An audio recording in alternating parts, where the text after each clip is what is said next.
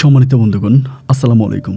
দূরে কাছে দেশে অথবা দেশের বাইরে থেকে প্রিয় বন্ধুরা ঠিক এই মুহূর্তে যে যেখান থেকে বাস্তব জীবনের গল্প শোনার জন্য আমার সাথে জয়েন করেছেন আমি আপন। আর যে আপন জীবনের গল্পের 1017তম পর্বে আপনাকে বরাবরের মতো স্বাগতম জানাচ্ছি। প্রিয় বন্ধুগণ, আজ আমি আপনাকে শোনাবো সিলেটের ছেলে মোহাম্মদ হৃদয়ের জীবনের হৃদয় কাঁপানো চরম তাজ্জব এক বাস্তব জীবন কাহিনী। বন্ধুগণ, আজকের গল্পের টাইটেল যে 10 লক্ষ টাকায় বিয়ে করে রাস্তার গর্ভবতী পাগলিকে। যেখানে আমাদের এই সমাজের অনেক ভালো ভালো পরিবারের মেয়েদের বিয়ে হয় না, অনেক মেয়েদের বিয়ে হয় না, কত সুন্দর সুন্দর মেয়েদের বিয়ে হচ্ছে না, অথচ সেই জায়গায় রাস্তার গর্ভবতী এক পাগলিকে 10 লক্ষ টাকায় বিয়ে করলো এক যুবক। কেন এই ঘটনা ঘটালো আপনি শুনলে আপনার চোখ দুটো কপালে উঠে যাবে। আমাদের এই পৃথিবীটা রহস্যের একটা রঙ্গমঞ্চ। এই দুনিয়াতে মানুষ যে কত কী করে, মাঝে মাঝে শয়তান আকাশে বসে মানুষের ওই শয়তানি দেখে মিটমিটিয়ে হাসে। যাই হোক, আমি আশা করব শুরু থেকে শেষ পর্যন্ত সিলেটের ভাই হৃদয়ের জীবনের বাস্তব গল্পটা আমার মুখ থেকে শুনুন এবং গল্প শেষে হৃদয়কে আপনার মতো করে একটা মন্তব্য কমেন্ট বক্সে লিখবেন। ধন্যবাদ সবাইকে। সুপ্রিয় বন্ধুগণ, আসসালামু আলাইকুম। আমার নাম মোহাম্মদ হৃদয় হোসেন, আমার বাড়ি সিলেট। বন্ধুরা, আমি আমার জীবনের গল্পটা শুরু করার শুরুতে আপনাদেরকে আমার পরিবারের বিষয়ে জানিয়ে রাখি। আমার পরিবারে আমি আছে, আমার বাবা আছে, মা আছে, এছাড়া রয়েছে আমার দাদিমণি সহ আমার বড় একটা ভাই আর ছোট একটা বোন। আমরা টোটাল 2 ভাই 1 বোন। আমাদের পরিবারটা সিলেট শহর থেকে অনেক দূরে, মায়াবিগেরা কোনো এক ছোট্ট গ্রামের এক নিম্ন মধ্যবিত্ত পরিবার। আসলে নিম্ন মধ্যবিত্ত না বলে আমাদের পরিবারটাকে উচ্চ মধ্যবিত্ত বলা চলে, কারণ আমাদের পরিবারের তেমন কোনো অভাব অনটন নেই। আবার অনেক যে বেশি সুখ শান্তি আছে, অর্থ সম্পদে ভরপুর আছে, ঠিক তেমনও না।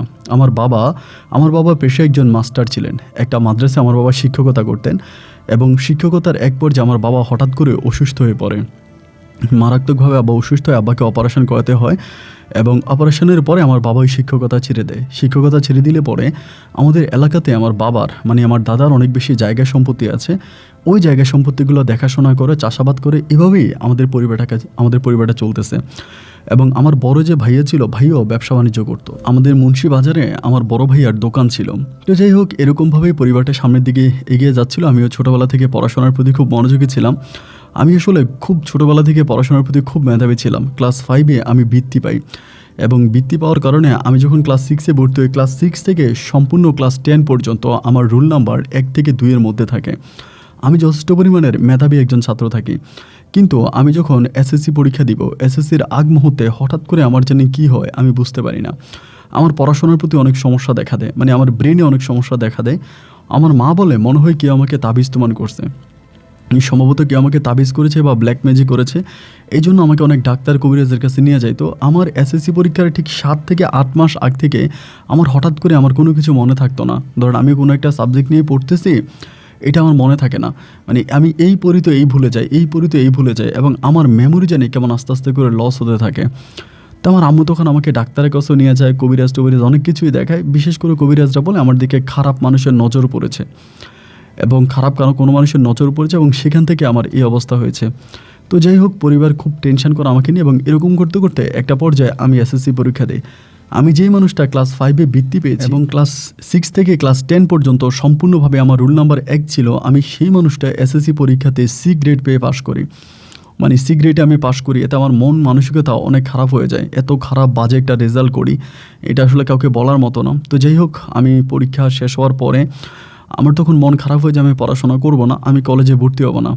আমার আব্বা আম্মা দুজনেই বলতেছে কলেজে ভর্তি হও, পড়াশোনা কর। বড় ভাইও বলতেছে পড়াশোনা কর, কলেজে ভর্তি হ। আমার বড় ভাই আবার বিয়ে করছে, ভাবিও আছে, ভাবিও বলতেছিল যে পড়াশোনা করো, তাতে কী হয়েছে, হয়তো তোমার ইন্টারমিডিয়েটের রেজাল্ট অনেক ভালো হতে পারে, পড়াশোনা করো। কিন্তু আমি আর পড়াশোনার প্রতি মনোযোগী হতে পারলাম না এবং পড়াশোনার প্রতি মনোযোগী হতে না পেরে আমি আর কলেজে ভর্তি হলাম না। প্রথম বছর ড্রপ দিয়ে দিলাম, বাড়ির মধ্যেই বসে আছি। এবং প্রথম বছরে প্রায় 6 থেকে 7 মাস পরে আমার মা আমাকে বলতেছে, তোর আনার কাকার বাসায় চলে যা, তোর আনার কাকার বাসায় থাইকা তুই ওইখান থেকে একটা কলেজে ভর্তি হ। আমার একজন কাকা আছে দুঃসম্পর্কের, ওনার নাম হচ্ছে আনার। তো উনি থাকে হচ্ছে সিলেট শহরেই, সিলেট শহরে ওনার বাড়িটা এরিয়াছে, উনি খুব প্রতিষ্ঠিত ব্যবসায়িক আমাদের এলাকার। তো আমারে বললো তোর আনার কাকার বাসায় চলে যা। পরে আমি দেখলাম যে গ্রামের মধ্যে থাকলে সবাই এই কথা ওই কথা, খারাপও লাগে ভালো লাগে না, সময়ও কাটে না। তো সিলেট শহরে আনার কাকার বাসায় থাকবো, ওরকম পরিকল্পনা করে আমি তখন আনার কাকার বাসায় চলে যাই। তো তো ওনার বাসায় যাওয়ার পরে ওনার 2টা মেয়ে আছে, ছোট ছোট মেয়ে, ওই মেয়েগুলোর আমি পড়াইতাম। তো আমি যখন ওনার মেয়েদেরকে পড়াই, আমার আনার কাকা বলে, মানে ওনার মেয়ে একটা হচ্ছে ক্লাস 6-এ পড়তো, আরেকটা হচ্ছে ক্লাস 8-এ পড়তো। তো আমি ওনার মেয়েগুলোর পড়াইতাম, মানে আমি যে অঙ্ক করতাম আর কি, আমি অঙ্ক দেখে রেজাল্ট বলিয়ে দিতে পারতাম। মানে মেয়েরে বলতাম যেটা রেজাল্ট এটা হবে, তুমি অঙ্ক করো। তো উনি আমাকে এরকমভাবে বলে যে তোর মেধাশক্তি এত ভালো ছিল, তুই এত ভালো একজন স্টুডেন্ট ছিলি, অথচ তুই কীভাবে মানে সি গ্রেড পেয়ে এসএসসিতে মানে পাশ করলি, এটা কীভাবে হলো? আমি বলি, কাকা হয়তো আল্লাহর কোনো রকমের কিছু একটা হয়েছে, তা না হলে তো আর এরকমটা হয় না।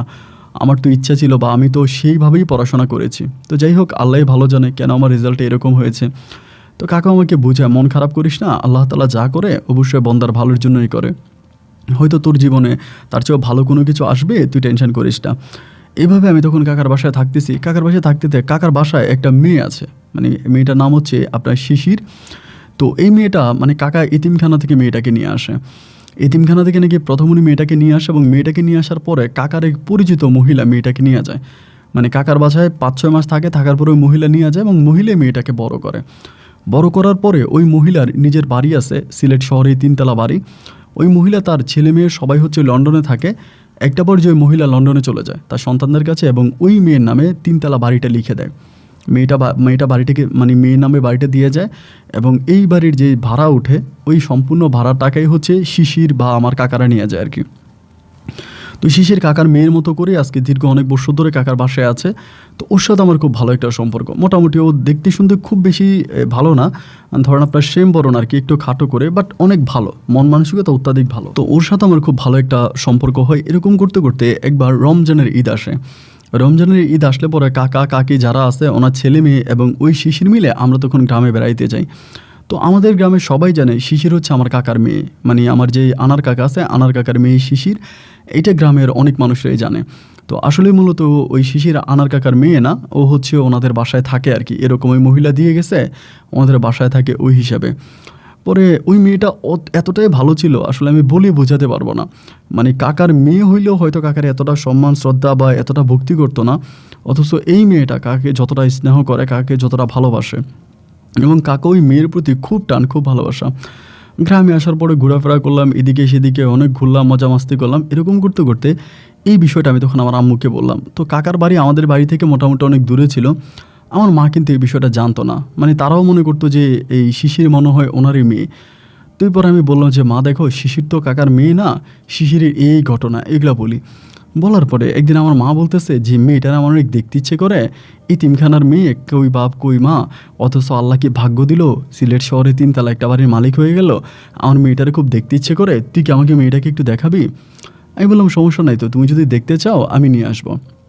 তো আমি তখন কাকার বাড়ি থেকে, গ্রামের বাড়ি থেকে একদিন শিশিরকে আমার আম্মাকে দেখানোর জন্য নিয়ে আসলাম, এবং আমার আম্মা শিশিরের মাথায় হাত দিয়ে দোয়া করলো, শিশিরের জন্য অনেক দোয়া করলো, এবং অনেক খাবার ওর জন্য রান্নাবান্না করলো। শিশির খাওয়া দাওয়া করলো, এবং আমার যেই মানে আমার যেই হচ্ছে বড় ভাই আছে, বড় ভাইয়ের বউ আছে, তা সবাই মিলে ওর সাথে খুব কথাবার্তা বললো, অত্যাধিক ভালো লাগলো। একটা পর্যায়ে আবারও শিশির চলে গেল, সন্ধ্যার দিকে আমি ওকে দিয়ে আসলাম কাকার বাড়িতে। তো এর পরের দিনে মানে ঈদের পরে কাকা তখন চলে যাবে, আবার আমরা সবাই মিলে চলে গেলাম। তো চলে যাওয়ার পরে আমার ভাবি আমারে ফোন দিত আর কি, আমার ভাবি আমারে ফোন করে মাঝে মাঝে আমার সাথে কথা বলতো, আমার বড় ভাইয়ের বউ। তো এরকম করে কথা বলতে বলতে ভাবি আমারে বলে যে শিশির মেয়েটাকে তোমার কেমন লাগে, এমন করে আমাকে বলে।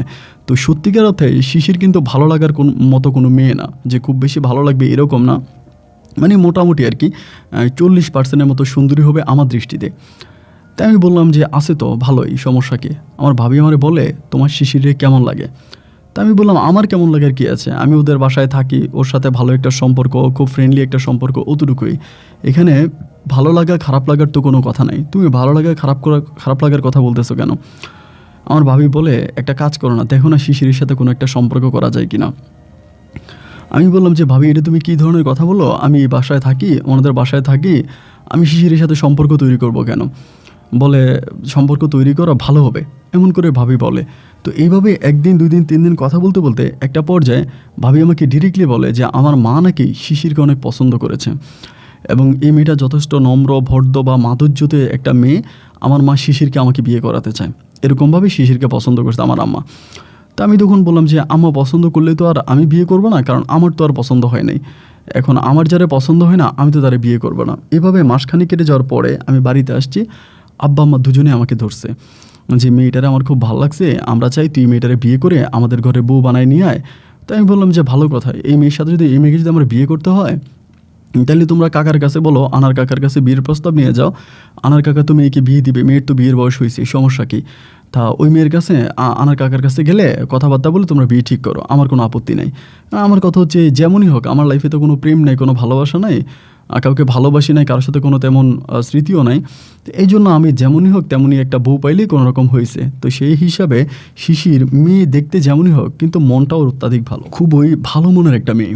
তো এই জন্য আমি চিন্তা করলাম আমার আব্বা আম্মা যদি আমাকে শিশিরকে বিয়ে করায় তাহলে করাবে। তো আমার আম্মা তখন বলতেছে, আমরা যদি তোর কাকারে বিয়ের প্রস্তাব দিয়েই যদি এই মেয়েরে বিয়ে করে আনতে পারতাম তাহলে তো আর তোরে বলতাম না। আমার আম্মা আমারে বলে, আমি বলি তুমি এটা কী ধরনের কথা বলো? আমার আম্মা তো বলে যে তোর ভাবি তোরে বলবে। এই কথা বলে আব্বা আম্মা দুজনেই চলে যায়। এবার ভাবি আমারে বলতেছে যে আমার মা আর বাবা দুজনেই মিলে আনার কাকার কাছে মোবাইলের মাধ্যমে বিয়ের প্রস্তাব দিছে, যে আমার কাছে ওই মেয়েরই বিয়ে দিবি কিনা প্রস্তাব দিছে। আনার কাকা নাকি ডিরেক্টলি প্রস্তাব প্রত্যাখ্যান করছে। তিনি নাকি বলছে যে না, ওই মেয়ের নামে বাড়ি আছে, ওই মেয়েকে এভাবে বিয়ে দেবে না, এই মেয়েকে সিলেটেই বিয়ে দিবে। এবং এই মেয়ের যে গার্ডিয়ান আছে, মানে মেয়ের গার্ডিয়ান তো মূলত লন্ডনে থাকে, ওই মহিলা লন্ডন থেকে এসে দেখে শুনে কোথাও না কোথাও মেয়েকে বিয়ে দেবে। এভাবে হুটহাট করে মেয়েকে যেখানে সেখানে বিয়ে দেবে না। আর মেয়েকে ওনার কাছে আমানত স্বরূপ রেখে গেছে, তো উনি আমানতের বরখেলাপ করতে পারবে না। উনি ডিরেক্টলি আমার আব্বা আম্মা দুজনকেই বলল। তাই আমি ভাবিরে বললাম, তো আনার কাকা যদি রাজি না হলো বা আমার কাছে ওনার মেয়েরে বিয়ে দিতে রাজি না হয় তাহলে সেখানে আমার আব্বা আম্মা লাফালাফি করে তো কোনো লাভ নাই। ওনার মেয়ে উনি বিয়ে দেবে না, আমার আব্বা আম্মা এরকম লাফালাফি করতেছে কেন? ভাবি আমারে বলে, আরে বোকা, এই মেয়ের নামে 2 তলা 3 তলা একটা বাড়ি আছে, তুমি কি বুঝতেছো তোমার আব্বা আম্মা কেন লাফালাফি করে? আর আনার কাকার কাছে যেহেতু বিয়ের প্রস্তাব দেওয়ার পরও আনার কাকা এই বিয়ের প্রস্তাবকে প্রত্যাখ্যান করছে, আর তোমার আব্বা আম্মা চাচ্ছে, তুমি তো একটু শুনতে তো ভালোই আসছো মোটামুটি, তুমি মেয়ের সাথে প্রেমের সম্পর্ক করো। যেহেতু তোমরা একই বাসার মধ্যে থাকো, একই বাসায় থাকো, এই মেয়ের সাথে তুমি একটা ভালোবাসাবাসির সম্পর্ক করলে পরে এই মেয়ে তোমার সাথে প্রেম করে তোমাকে বিয়ে করে ফেলবে। অ্যান্ড মেয়ে যদি তোমাকে পছন্দ করে বিয়ে করে তাহলে এখানে আনার কাকারও কোনো কিছু করা থাকবে না, কারণ সবই তো মেয়ের নামে। তুমি মেয়ের সাথে কোনো একটা প্রেমের সম্পর্ক তৈরি করো। আমি তখন ভাবিরে বললাম যে ভাবি, আমি তো তোমাকে অনেক পছন্দ করি এবং তুমি সত্যি আমার পছন্দনীয় একটা মানুষ, তুমি কি আমার কাছে একটা সত্যি কথা বলবা? ভাবি আমারে বলে, বাড়ি সত্য বলবো না কেন? অবশ্যই বলবো। কেন, কি বলো? আমি বললাম, আমার আব্বা আম্মা কি সত্যি এই শিশিরকে পছন্দ করেছে, নাকি শিশিরের নামে যে বাড়ি আছে ওই বাড়িটাকে পছন্দ করেছে? কাকে পছন্দ করেছে? ভাবি বলে, দেখো আমি এটা বলতে পারবো না, তবে মেয়েটা আমাদের বাসায় আসার পরে তোমার আম্মুর সাথে অনেক ভালো করে কথাবার্তা বলছে, তোমার আম্মুর সাথে এদিক সেদিক গেছে, তো তোমার আম্মু মেয়েটার অনেক পছন্দ করছে। এখন আমি অতটুকুই বলতে পারি। আমি বলে, ভাবি আমি আমার মায়ের ছোটোবেলা থেকে চিনি, আমার মা কোনো স্বার্থ ছাড়া কখনোই শিশিরের মতো এরকম কালো খাটো একটা মেয়েরে আমার জন্য পছন্দ করতে পারে না। যাই হোক, আমার বাবা মা যেহেতু পছন্দ করেছে, আমার সেখানে কোনো কিছু বলার নাই। তারা যদি বলে যে ওই মেয়েকে আমাকে বিয়ে করাবে তাহলে আমি বিয়ে করার জন্য রাজি আছি। আমি বিয়ে করার জন্য রাজি আছি, আমার কোনো অভিযোগ নাই। এই কথা বলে বাবির সাথে কথাবার্তা বললাম এবং কথাবার্তা বলার পরে আমি তখন আবার সিলেটে গেলাম আনার কাকার বাসায়। তো যেহেতু আমার আব্বা আম্মা আনার কাকাকে বিয়ের প্রস্তাব দিয়েছে শিশিরের বিষয়ে, ওই জন্য আনার কাকা তার ওয়াইফকে বলে দিছে যে হৃদয়ের দিকে একটু খেয়াল রাখো, হৃদয় আবার শিশিরের সাথে কোনো কিছু করে ফেলে কিনা। যেহেতু ওর বাবা মা বিয়ের প্রস্তাব দিয়েছে, আমি যেহেতু রাজি হই নাই, এই জন্য তুমি একটু সাবধানে থাকো। ওনার ওয়াইফকে উনি এটা সতর্ক করে এবং সতর্ক করার পরে ওনার ওয়াইফ তখন আমাকে মোটামুটি খুব পাহারা দিত। তো আমি তো শিশিরের সাথে ওভাবে কথাবার্তা বলতে চাইতাম না বা ওর কাছ থেকে দূরে দূরেই থাকতাম। তো ওনার বউ, মানে আমার ওই কাকার বউ কাকি আমার খুব পাহারা দিত, আমি কোথায় যাই কী করি বা সুযোগ পেলে শিশিরের সাথে কথা বলি কিনা। আমি কিন্তু বুঝতে পারতাম যে কাকি আমাকে পাহারা দিচ্ছে, আমাকে খুবভাবে পাহারা দিতেছে, আমি কি করি না করি ওই বিষয়গুলোর উপরে। তা আমি কাকিরে কোনো কিছুই বলি না, ওনার বাসায় আমি থাকি, উনি আমার পাহারা দিতেই পারে। এমন করে সময়গুলো কাটতে কাটতে প্রায় আপনার মাস দেড়েকের মতো কেটে গেল। আর পরিবার থেকে তো আমার মা, আমার ভাবি আমাকে বারবার প্রেশার দিতেছে যে মেয়েটা ভালো, মেয়েটারে বিয়ে করার, তুমি মেয়েটার সাথে একটা প্রেম ভালোবাসার সম্পর্ক তৈরি করো, এগুলো আমাকে সবসময় বলে। বলার পরে এভাবে কয়েকদিন কেটে যাওয়ার পরে একদিন শিশিরে আমাকে জিজ্ঞেস করতেছে, হৃদয় ভাইয়া আপনাকে একটা কথা জিজ্ঞেস করবো, রাগ করবেন না তো? আমি বললাম না না না, রাগ করবো না। বলে, আপনি কি আমাকে একটা সত্যি কথা বলবেন? আমি বললাম, হ্যাঁ বলবো না কেন, আমি তোমার কাছে মিথ্যা বলবো কেন, কী হয়েছে বলো। বলে, আচ্ছা আপনার আব্বা আম্মা কি আমাকে পছন্দ করে? ডিরেক্টলি এভাবেই কথাটা বললো। আমি বললাম যে আমার আব্বা আম্মা তোমাকে পছন্দ করে এটা তুমি কিভাবে জানলা? বলে, না আমি কাকির কাছে শুনেছিলাম, আম্মি বলতো আর কি, আমার কাকিকে আম্মি বলতো, আমি আম্মির কাছে শুনেছিলাম আপনার বাবা মা নাকি আমাকে পছন্দ করে এবং তারা নাকি আমার জন্য বিয়ের প্রস্তাব পাঠাইছে এবং এই কথাটা কতটুকু সত্য, এই কথাটা আমাকে বললো। আমি বললাম, শিশির দেখো তোমার নামে একটা বাড়ি আছে, তো তোমার নামে সিলেটের মাটিতে একটা বাড়ি আছে, স্যার তোমার যে কেউ বিয়ে করতে পারে এবং যে কেউ বিয়ের প্রস্তাব পাঠাইতে পারে। ও আমাকে বলে, তাহলে কি আপনার আব্বা আম্মা আমার বাড়িকে পছন্দ করেছে না আমাকে পছন্দ করেছে? আমি বললাম, এটা তুমি ভালো জানো। তো এই সে নিয়ে ওর সাথে আমার টুকিটাকি কথা, এরকম কথা হতে হতে একদিন ও হঠাৎ করে বলল, আমি আপনাদের বাড়িতে বেড়াইতে যাব। এমন করে আমি বললাম, তুমি আমাদের বাড়িতে বেড়াইতে যাবা? আনার কাকা এটা কখনোই দেবে না, উনি এটা মানবে না। পরে আমরা বলতেছে, আমি যাব, আমার যাইতে ইচ্ছে করতেছে। পরে ও করলো, ওর মানে আনার কাকারে বললো যে আমি হৃদয় ভাইয়ের সাথে হৃদয় ভাইদের বাড়িতে বেড়াইতে যাব। তো আনার কাকা বললো, না না প্রয়োজন নাই, ওইখানে গেলে সমস্যা হতে পারে, গ্রামে তুমি কমফোর্ট হবা না, তুমি যেও না। ও বলতেছে না, আমি হৃদয় ভাইয়ের সাথে যাবোই যাব। মানে ও একরকম ঘাটতারামি করেই 2 দিন পরে আমার সাথে আমাদের গ্রামে বেড়াইতে গেছে। আমাদের বাড়িতে গ্রামে বেড়াইতে যাওয়ার পরে আমার ভাবি, আমার মা, আমার ছোট বোন, মানে যারা ছিল তারা ওরে খুবভাবে বুঝাইছে, ধরছে টরছে, এমনি অমনে তারা ঘরের বউ বানাইতে চায়, এটা ওইটা। 3 দিন পর্যন্ত আমাদের বাসায় ছিল এবং 3 দিন আমার পরিবারের সব মানুষগুলো মনে হয় শিশিরকে মাথায় করে রাখছে। ও কী খাবে না খাবে, কী করবে না করবে, মানে ওরে ছাড়া আমাদের পরিবারের কেউ কোনো কিছুই বুঝে না। সবাই একরকম ওর জন্য পুরো মরিয়া হয়ে উঠছে। এরকম করে সময়টা কাটতে কাটতে আমি খুব অবাক হয়ে গেলাম। আমি আসলেই বুঝতে পারতেছিলাম যে আমার পরিবার শিশির কেন ঠিক যতটা পছন্দ করেছে তার চেয়েও বেশি পছন্দ করেছে শিশিরের নামে থাকা সিলেটের ওই বাড়িটাকে। এবং সিলেটের ওই বাড়িটাকে কেন্দ্র করে তারা শিশিরকে নিয়ে এতটা আলোলে ধুলোলে বা শিশিরের জন্য তারা পাগলামি করতেছে। তো এরকম করে 3 দিন থাকলো। 3 দিন থাকার পরে শিশির তখন আবারও পুনরায় সিলেটে আসলো, আমিও আসলাম। তো আমি ওই বাসায় থাকতাম বলতে কাকার গাড়িটারি মুইসা টুইসা দিতাম, কাকার বাগানে টাগানে পানি টানি দিতাম এবং কাকার যে 2টা মেয়ে ছিল ওই 2টা মেয়ের আমি পড়াইতাম, খুব ভালো করেই পড়াইতাম। ওই হিসাবে কাকা ওনার বাসা আমাকে রাখছে। পরে শিশির আমাকে বলতেছে, আমি তোমাদের বাড়িতে গেছিলাম, বাট তুমি কি দেখেছো যে তোমাদের বাড়িতে কী কী কাণ্ড ঘটেছে বা কী কী হয়েছে? আমি বললাম, দেখলাম তো, অনেক কিছুই হইলো, সবাই তোমাকে নিয়ে খুব মজা করলো, তুমিও সবার সাথে অনেক মজা মাস্তি করলা, সবই তো ভালো, কেন খারাপ কিছু হয়েছে? আমাকে বলতেছে, একটা বিষয় না আমি খুব অবাক হয়ে গেলাম, এরকম করেই বলে। আমি বললাম, একটা বিষয় অবাক হয়ে গেল কেন? আমাকে বলে, তোমার পরিবারটা এতটাই ভালো, পরিবারের প্রত্যেকটা মানুষ এতই ভালো যে সত্যি আমার না তোমাকে বিয়ে করে তোমার পরিবারের বউ হয়ে যেতে ইচ্ছে করে। আমি তখন বললাম, তাহলে তো হয়ে গেল, তুমি তোমার আব্বাকে এটা বলো, আমার পরিবার তো রাজি আছে। ও বলে, হ্যাঁ কিন্তু আমার একটা শর্ত আছে। আমি তখন বললাম, আবার শর্ত? কিসের শর্ত? আমাকে বলে, আমার স্বপ্ন বা আমার ইচ্ছা, আমি যাকে বিয়ে করব তার সাথে আমি আগে প্রেম করব। আমি তার সাথে প্রেম করব এবং তার সাথে প্রেম করে পরে আমি তার বিয়ে করব। তা আমি বললাম, ভাই দেখো, এই প্রেম ভালোবাসার মধ্যে আমি নাই।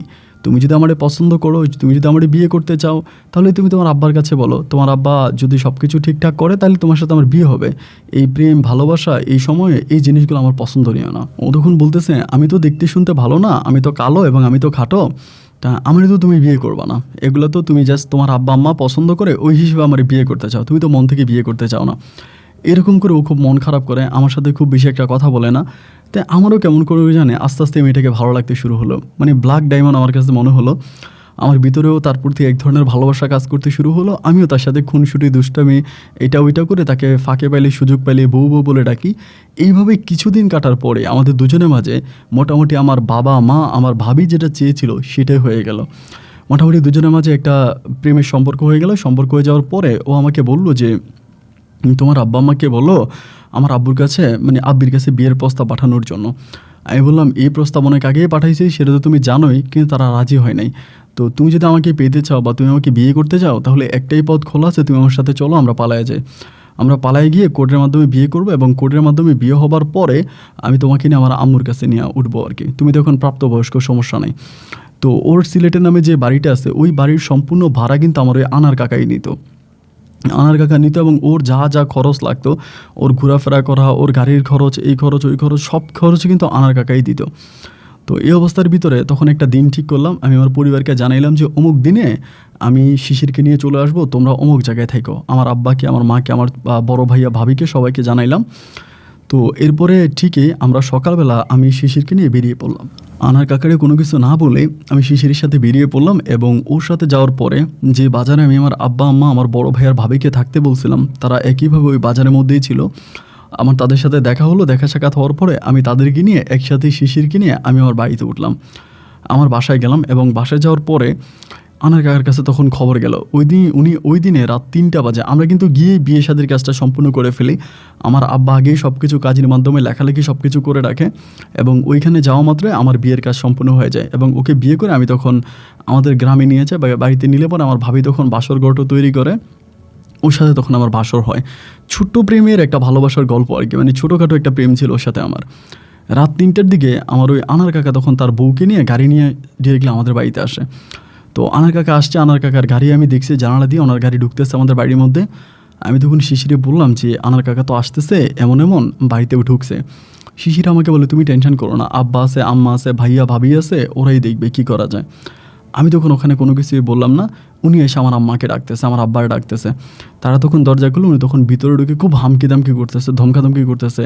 এটা কী ধরনের কথা, আপনি আপনার ছেলেরা আমার কাছে দিলেন, আমি আপনার ছেলেরা আমার কাছে নিজের ছেলের মতো রাখলাম, নিজের ছেলের মতো আমি ওরে করলাম, অথচ আপনারা এই কাজটা কীভাবে করলেন, আপনারা আমার বড় মেয়ের এভাবে ভাগাই নিয়ে চলে আসছেন, এটা তো হতে পারে না, মেয়েটা বুঝে না, মেয়েটা বোকা শোকা, এই ধরনের অনেক কথা বললো।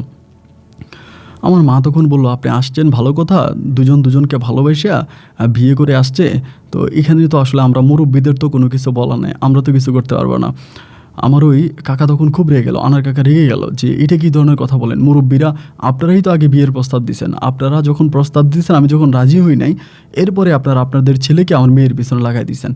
তো এই মেয়ের গার্ডিয়ান তো আর আমি না, এই মেয়ের গার্ডিয়ান থাকে লন্ডনে, তিনি মেয়েকে আমার কাছে একরকম জমা দিয়ে গেছে, আমানত হিসেবে মেয়েকে আমার কাছে রেখে গেছে। তো এখন যদি উনি আসে বা উনি আমাকে এই ধরনের প্রশ্ন করে, আমি কি উত্তর দিব, আমি কি বলবো? আমার আম্মা তখন বলতেছে, আমি কিন্তু ঘরে বসে বসে সব কিছুই শুনতেছি, জানালা খুলে আমি সব কিছুই শুনতেছি। আমার আম্মা বলতেছে যে আপনি তো আর বিয়ে দেন নাই, মেয়ে তো মেয়ের পছন্দ মতে আমার ছেলের সাথে ভাইগে চলে আসছে, এখানে তো আপনার কোনো দোষ নাই। তো উনি তখন আমার আম্মুর সাথে মোটামুটি অনেকটা ভালো হয়ে গেল, যদিও খুব রাগ নিয়ে আসছিল, একটা পর্যায়ে খুব ভালো হলো। রাতটা উনি এখানে থাকলো, সকালবেলা মেয়ে গিয়ে ওনার পা ধরে কান্নাকাটি করলো যে আব্বু আমার মাফ করে দেন, আমার হৃদয়ে ভালো লাগছে, এবং সে ভালো লাগা থেকে আমি ওকে বিয়ে করে আমি ওর কাছে আসছি, তো আপনি আমাকে মাফ করে দেন। এরকম করে আমার আব্বার ওর বাবার হাতে পায়ে ধরে ও কান্নাকাটি করলো। তো তিনি তখন বললো, ঠিক আছে, তোমার লন্ডনের ওই আম্মুর সাথে ফোনে কথাবার্তা বলো, ওনার বিষয়গুলো জানাও।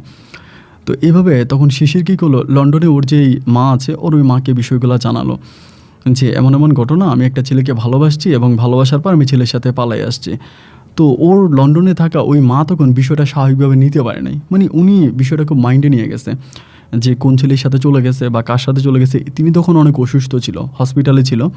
তো তিনি বলে, আমি তো যেতে পারতেছি না, তোমার কোথায় বিয়ে হয়েছে না হয়েছে জানি না, আমি আমার বড় মেয়ে আর আমার বড় মেয়ের ছেলেকে, আমার নাতিকে, আমার বড় মেয়েকে আর বড় নাতিকে আমি পাঠাচ্ছি, তারা গিয়ে দেখবে তোমার কোন জায়গায় বিয়ে হয়েছে বা না হয়েছে, তারা এটা দেখবে। তো তারা তখন আসলো, আমার ওই বুড়ি বড় মেয়ে আর বড় নাতি তারা তখন আসলো। আসার পরে আমাদের বাড়িতে আমরা তখন জায়গা দিলাম। তো ওনার ওই বড় মেয়েটাকে আমার খুব বেশি ভালো লাগে নাই, অত্যাধিক খারাপ লাগছে যে আপনার ওই বুড়ির যে বড় মেয়েটা আছে, উনি জানি কেমন কেমন করে আমার সাথে কথা বলে, এবং শিশিরের সাথে একইভাবে কেমন করে খোঁচা মেরে এমনি ওই যে তাদের বাড়ি শিশিরের নামে লিখে দিছে, একটু কেমনে কেমনে কথা বলে। উনি সপ্তাহখানিকের মতো আমাদের বাসায় ছিল, আমাদের বাসায় থেকে সপ্তাহখানিক পরে তিনি আবার পুনরায় লন্ডনে ব্যাক করলো, তার ছেলেকে নিয়ে উনি লন্ডন চলে গেছে। কিন্তু এই সপ্তাহখানেক তিনি কোথায় কোথায় যেন অনেক দৌড়দৌড়ি করছে, এইখানে ওইখানে কোথায় কোথায় অনেক দৌড়দৌড়ি করছে, ওনার অফিসিয়াল কাজ নিয়ে উনি অনেক ব্যস্ত ছিল। একটা পর্যায়ে উনি লন্ডনে ফিরে গেল, এবং লন্ডনে উনি ফিরে যাওয়ার কয়েকদিন পরে ওই মহিলাটা মারা যায়। যে মহিলাটাকে শিশিরে মা ডাকছিল, যে মহিলাটা শিশিরকে ছোটোবেলা থেকে বড় করছিল, যে মহিলাটা তার বাড়িটা শিশিরের নামে লিখে দিয়ে গেছে, ওই মহিলাটা লন্ডনে মারা যায়। তো মহিলাটা মারা যাওয়ার পরে শিশির খুবই মন খারাপ করে, ও কান্নাকাটি করে, প্রচণ্ড পরিমাণের কান্নাকাটি করে। ওই মহিলাকে শিশির অনেক ভালোবাসতো, নিজের মায়ের মতো করে ভালোবাসতো। ও খুব মন খারাপ করে। দেন একটা পর্যায়ে এইভাবে সংসার কাটতে কাটতে আমার শিশির তখন প্রেগনেন্ট হয়, বাচ্চা কনসেপ্ট করে, এবং বাচ্চা কনসেপ্ট করার পরেই ধরেন ওর বাচ্চাটা নষ্ট হয়ে যায়, পেটের মধ্যে বেবিটা নষ্ট হয়ে যায়। তো বেবিটা নষ্ট হতে ওর মন মানসিকতা খুব খারাপ হয়ে যায়, কোনো কিছুই ভালো লাগে না। এরই মাঝে আনার কাকার সাথে আমাদের সমস্যা দেখা দিছে, আমার পরিবারের সমস্যাটা এই কারণে দেখা দিছে, বাড়িটা তো মূলত হচ্ছে শিশিরের, কিন্তু বাড়ি যেহেতু শিশিরের, প্রতি মাসে প্রায় 2 লক্ষ টাকার মতো ভাড়া আসে। তো ওই ভাড়া তো পাবে শিশির। এতদিন তো শিশিরের বিয়ে হয় নাই বলে আনার কাকা খেয়েছে, বা এটাতে আর আমরা কোনো কিছু বলি নাই। কিন্তু এখন তো শিশিরের বিয়ে হয়েছে, আমি ওর হাজব্যান্ড, তাইলে বাড়ির ভাড়া তো আমি পাওয়ার কথা। তো এইগুলো নিয়ে আমার পরিবারের সাথে আনার কাকার অনেক দিন ধরে, অনেক মাস ধরে ঝগড়া চলতেছে। আমার আব্বা আম্মা বলতেছে, তুমি আমার ছেলের বউয়ের টাকা খাওয়া কেন, ওর টাকা ওরে দিয়ে দাও। এইগুলো নিয়ে খুব ঝামেলাঝাটির মধ্যে হঠাৎ করে একদিন আনার কাকা আমার আম্মারে ফোন দিয়ে বলতেছে, লোভে পাপ আর পাপে মৃত্যু, যে লোভ করে মেয়েটারে বানায় নিছিল, এই মেয়েটার নামে আর কোনো কিছুই নাই। এটা আমার বিয়ের প্রায় 1.5 বছর পরের কথা আমি বলতেছি। পরে আমার আম্মা বলতেছে, কিছু নেই, বলে ওই যে ভাড়ার টাকার জন্য চিল্লাইছো না, ভাড়ার টাকার জন্য যে চিল্লাচিল্লি করছো, আমি এই শিশিরের বাসা ভাড়ার টাকা আমি নিয়ে যাই, আমি টাকা খেয়ে ফেলি, আমার সাথে অনেক রাগারাগি করছো, অনেক ঝামেলা করছো, অনেক চিল্লাচিল্লি করছো, এবার মজা বুঝবা, এবার মজা বুঝবা, তোমরা নিজেদের ঠেলা নিজেরাই সামলাবা। তো আমার আম্মা বলে, আপনি এগুলো কী বলতেছেন, এগুলো কী বলতেছেন? উনি বলে, ওই মেয়ে যে মহিলা মারা গেছে, মহিলার মেয়ে আর তার নাতি যে আসছিল বাংলাদেশে, তারা এসে তখন কোর্টের মাধ্যমে মামলা করে গেছে, এই জায়গা নিয়ে মামলা করে গেছে, এবং মামলার পরিপ্রেক্ষিতে তারা ওইখানে গিয়ে তার মায়ের কাছ থেকে কীভাবে সিগনেচার নিছে, এবং তারা মামলা করছে যে তার মা পাগল ছিল, মানসিকভাবে পাগল ছিল, পাগল থাকার কারণে তার সন্তানাদি থাকার পরেও তিনি তার প্রপার্টি অন্য একটা মেয়ের নামে লিখে দিছে। এখন এটা কোর্টের মাধ্যমে রায় আসছে, ওই বাড়ির মালিক যে পুনরায় ছিল, বাড়ি তার কাছেই চলে গেছে, মানে মহিলার বাড়ি আবার পুনরায় মহিলার নামে চলে গেছে, এখন আর এই বাড়ি শিশিরের নামে নাই। আমার কাছে আইনি নোটিশ আসছে। আমি যেহেতু বাড়ি দেখাশোনা করি, যেহেতু আমি এর বাড়ির দায়িত্বে আছি, আমি আর মা তখন বলে, আপনি বলেন কি? উনি বলে, আমি সকালবেলা নোটিশ নিয়ে আপনাদের বাড়িতে আসবো, তবেই বুঝতে পারবেন। তো আমি তখন শিশিরকে বিষয়টা বললাম। শিশির আমাকে বললো, আমি তো এইসব বিষয়ে কোনো কিছুই জানি না, আমাকে ওই বাসায় থাকা অবস্থায় শুধু ওই মহিলা বললো বাড়িটা আমার নামে লিখে দিছে, এরপরে প্রতি মাসে বাড়ির যে ভাড়া উঠতো এটা তো আমার আব্বুই নিয়ে যাইতো, আমি যাকে আব্বু ডেকে তিনি নিয়ে যাইতো, এবং উনি বললো যে প্রাপ্তবয়স্ক হওয়ার পরে বাড়ির মালিক আমি হব। তো এখন কি হলো না হলো আমি তো বুঝতে পারতেছি না। আমার মা, আমরা পরিবারের সবাই তখন খুব টেনশনে পড়ে গেলাম যে আল্লাহ জানে কি হয়। সকালবেলা আনার কাকা আসলো, আসার পর আমার আম্মারে বলল যে দেখেন, আপনারা তো অনেক লোভে পড়ছিলেন, এবং লোভে পড়ার কারণে যা যা করার তাতাই করছেন, কিন্তু জায়গা তো আর আমার নামেও জায়গা আর আমিও পাবো না, আপনারাও পাইলেন না, জায়গার মালিক আবার পুনরায় ওই মেয়ে হয়ে গেছে, মানে বুড়ির মেয়ে হয়ে গেছে। তো তারা এখন হচ্ছে আইনিভাবে আমার বাসায় নোটিশ পাঠাইছে, নোটিশটা আমাকে দিল। আমাকে বললো, হৃদয় তুমি তো পড়াশোনা করা শিক্ষিত ছেলে, তুমি নোটিশটা পড়ো। আমি দেখলাম যে হ্যাঁ, নোটিশ দেওয়া হয়েছে বাড়ি ছেড়ে দেওয়ার জন্য। বর্তমানে যারা বাড়ি আছে, শিশিরের নামেই নোটিশটা বের হয়েছে যে বাড়ি যাতে শিশির ছেড়ে দেয়, ও যাতে বাড়ির দখলে না থাকে। আইনিভাবে ওই জমির মালিক এখন, বা ওই বাড়ির মালিক এখন ওই বুড়ি এবং বুড়ির সন্তানাদি, বুড়ির গার্ডিয়ান, লিগেল গার্ডিয়ান যারা আছে তারা। আমার মায়ের মাথায় তখন আসমানটা ভেঙে পড়লো, আমার পরিবারের মাথায় তখন আসমানটা ভেঙে পড়লো। আল্লাহ, এটা কী হলো, এটা কী ধরনের কথা? তারা তো ওই বাড়ির উপরে নির্ভর করে আমাকে এরকম শিশিরকে বিয়ে করাইছে। তো এরপরে আনার কাকাও নোটিশ দেখায়, তিনি বললো আমি আর এই বাড়ির ভাড়া পাবো না, সুতরাং ওই বাড়ির যে ভাড়াটিয়া তারা ভাড়া লন্ডন পাঠাই দিবে। ওই মহিলা অ্যাকাউন্ট দিয়ে দিছে সবাইকে ফোন করে, সবার কাছে ভাড়া, ওই মহিলার কাছে সবাই ভাড়া পাঠিয়ে দিবে। তো যেহেতু তাদের বাড়ি তারা নিয়ে গেছে, এখানে তো আমার বা শিশিরের আমাদের করার কিছুই নাই। কিন্তু ভাই, এরপরে আমার পরিবারের যে মানুষগুলো শিশিরকে শিশির বিন্দুর মতো গাছের উপরে ঝলমল করে রেখেছিল, তারাই শিশিরের সাথে নোংরামি এবং দুর্ব্যবহার করতে শুরু করে। তারা শিশিরকে কোনো কাজ করতে দিত না। আজকে 1.5 বছর বয়সে শিশির যদি কোনোভাবে চুলার পারে যেত, রান্না করতে যেত, আমার আম্মা পাগল হয়ে যেত। তোমার রান্নাবান্না করতে হবে না, তুমি রান্নাবান্না করো না, তুমি কেন রান্না করবা? তুমি আমার পরিবারের ছোট বউ, তুমি আমার যত্নের বউ, তুমি আমার আদরের বউ, তোমার রান্নাবান্না করার দরকার নাই। আমার ছোট বোন, আমার মা, আমার ভাবি, তারাই সবসময় রান্নাবান্না করতো। শিশিরকে কোনোভাবে চুলার পারে যাইতে দিত না। চুলার পারে গেলেই শিশিরকে তাড়াতাড়ি বলতো, তুমি চলে যাও, তুমি চলে যাও, তোমার রান্নাবান্না করতে হবে না, তুমি চলে যাও। মানে শিশিরকে এরকম করে ধুর করে চুলার পাড় থেকে তাড়িয়ে দিত। অথচ আমি অবাক হয়ে গেলাম, এখন সেই শিশিরের সাথে আমার মা দুর্ব্যবহার করে, খারাপ ব্যবহার করে। সকাল হওয়ার সাথে সাথে আমাকে বলে, বউ নিয়া জড়াইয়া ধরে শুয়ে থাকলে কি পেটে খাবার আসবে, কাজ করতে হবে না? আমার সাথে খুবই খারাপ ব্যবহার করে আমার আম্মা। একইভাবে শিশিরের সাথেও খুবই দুর্ব্যবহার, খারাপ ব্যবহার, মানে এত পরিমাণের খারাপ ব্যবহার করে, যেটা আসলে আমার পক্ষ থেকে বা আমার জায়গা থেকে মেনে নেওয়া সম্ভব হয় না। আমি কিন্তু ওই সময় শিশিরকে অনেকটা ভালোবেসে ফেলেছি। যদিও প্রথম দিকে ওর প্রতি আমার ভালোবাসা অনেক কম ছিল, কিন্তু বিয়ে হবার পরে আমি ওকে অনেকটা ভালোবাসছি, এবং আমি অনেক ভালোবাসছি, মানে আমি ওকে ছাড়া কোনো কিছু বুঝি না। অ্যান্ড একটা পর্যায়ে আমার পরিবার তখন হঠাৎ করে এই ঘটনার কয়েক মাস পরে আমার পরিবার সিদ্ধান্ত নিল যে শিশিরের সাথে আমার ছাড়াছাড়ি করে ফেলবে। যেখানকার মাল সেখানে চলে যাবে, যেখানকার পানি সেখানে যাবে, শিশিরের সাথে আমার কোনো সম্পর্ক রাখবে না। আমার আম্মু বলতেছে, এটা নিয়ে সামনের দিকে যাওয়াটা ঠিক হবে না, এই মেয়ের সাথে যেভাবে ছাড়াছাড়ি করা হয় সেভাবে ছাড়াছাড়ি করে ফেললো, এই মেয়ের সাথে আর থাকা যাবে না, বা এই রিলেশন আর সামনের দিকে নেওয়া যাবে না। আমি তখন আমার আম্মারে বললাম, আম্মা, তাইলে কি তোমরা শিশিরকে ভালোবাসো নাই? ভালোবাসছিলে কি শিশিরের প্রপার্টিকে, ওর সম্পত্তিকে, ওর বাড়িকে, ওর জায়গাকে ভালোবেসেই কি ওকে আমাকে বিয়ে করাইছিলা? আমার আম্মা বলে, তুই বড় বড় পাকনামে কথা বলিস না, ওই মেয়ে আমার ভালো লাগে না। আমি বললাম, তো এখন ভালো লাগবে না কেন? একটা সময় তুই শিশিরকে বিয়ে করার জন্য পাগল হয়ে গেছিলা, তুমি তাবিজ তুমন পর্যন্ত করতে গেছিলা, এবং শিশিরের জন্য তুমি কম পাগলামি করো নাই। কিন্তু কোনোভাবে আমার আম্মা আর আমাদের কোনো কথাই শোনে না। আমার পরিবারের একজন গার্ডিয়ান ছিল, মানে আমার আব্বারও একজন বড় মানুষ ছিল, ওনাই আমার সম্পর্কে জেঠু হয়, আমাদের পার্শ্ববর্তী ঘরেরই। ওনার নাম হচ্ছে হাসমত কাকা। মানে উনি আমাদের পরিবারের মোটামুটি সবার গার্ডিয়ান আর কি। আমাদের পরিবারে কিছু হলে ওনার কাছে যায়। হাসমত কাকা উনি আবার ওনার ছেলে মেয়ে নাই, বিয়ে করছে। ওনার ওয়াইফের সাথে 2 বছর সম্পর্কের পর ওয়াইফ মরে যায়। তো ওনার ওয়াইফকে উনি অত্যাধিক ভালোবাসতো, যার কারণে পরে আর বিয়ে করে নাই, উনি বৃদ্ধ হয়ে গেছে। তো ইনি তখন আমার আব্বা আম্মারে বুদ্ধি দিল, যা হবার তা হয়ে গেছে, এখন তাড়াতাড়ি এই মেয়েটারে বিদায় করো। এই মেয়েটারে এই পরিবারে রাখার দরকার নেই, যেহেতু সন্তানাদি হয় নাই। যদি সন্তানাদি হয়ে যেত তাহলে তো আরও বিপদ হইতো, তাহলে তো আরও বিপদে পড়তো। সন্তান হয়ে গেলে, যেহেতু সন্তান হয় নাই, এই মেয়েরও কোনোভাবে এখান থেকে বিদায় করে দাও এবং ছেলেটারা আরেকটা বিয়ে করাই দাও। আমার আম্মা তখন আমার বারবার বলে, তুই তো কোনো সময় শিশিরকে পছন্দ করতি না, শিশিরের প্রতি তোর কোনো ভালোবাসা ছিল না, তুই সবসময় বলতে মেয়েরে ভাল লাগে না, আমরা তোর জোর করে ওই মেয়েকে বিয়ে করাতে চাচ্ছি, এবং আমরা একরকম জোর করে তোর মেয়েরে বিয়ে করাইছি। আমরা এখন বুঝতেছি যে ওই মেয়েকে তোর ভালো লাগে না। তো যে মেয়েকে তোর ভালো লাগে না, ওই মেয়ের সাথে তোর থাকার প্রয়োজন নাই, তুই শিশিরের সাথে সারাসারি চলে যা। তাই আমি বললাম, ছাড়তে হলে তো ওরা আমার কাবিনে টাকা দেওয়া লাগবে, আমি তো 2 লক্ষ টাকা কাবিনে বিয়ে করছি।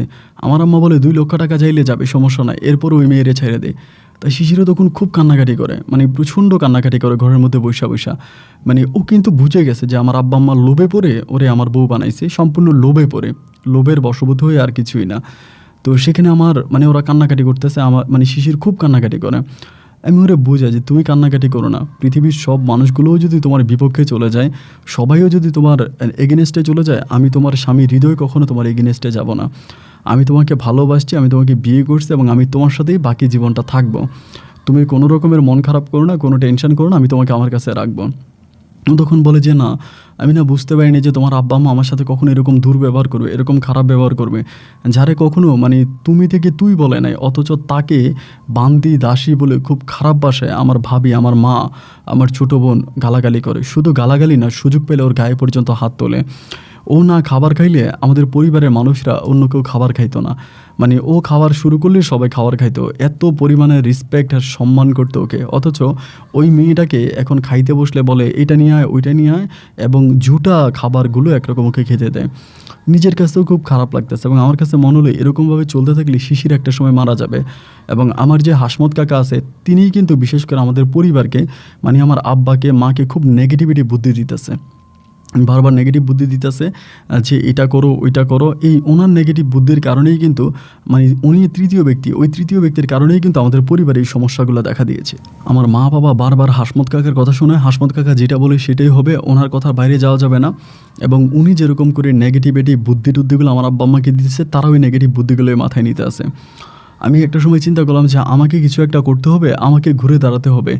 এভাবে যদি চলতে থাকে তাহলে শিশিরকেও বাঁচানো যাবে না, শিশিরের অবস্থাও খারাপ হয়ে গেছে। পরে আমি ভাবলাম যে কী করা যায়, দেশে যদি কোনো চাকরি বাকরি করি তাহলে আমি দেশে তেমন কিছু করতে পারবো না, বা দেশের অবস্থাও খুব বেশি একটা ভালো না। আমি একটা কাজ করে আমি বিদেশে চলে যাই, এবং বিদেশ গিয়ে আমি কিছু একটা করব। তো আমি আমার পরিবারকে তখন জানাইলাম যে একটা কাজ করি, আমি বিদেশ চলে যাই, এইভাবে দেশে থাকলে মনে হয় না কিছু করতে পারবো, আমাকে তোমরা বিদেশ পাঠিয়ে দাও।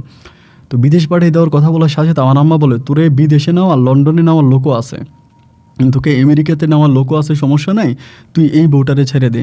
এই বউটা ছেড়ে দিলে এরপরে আমরা তোরে যেখানে বিয়ে করাবো সেখানের মানুষ তোরে লন্ডন আমেরিকা নিয়ে যাবে, আমার আম্মা বলতেছে।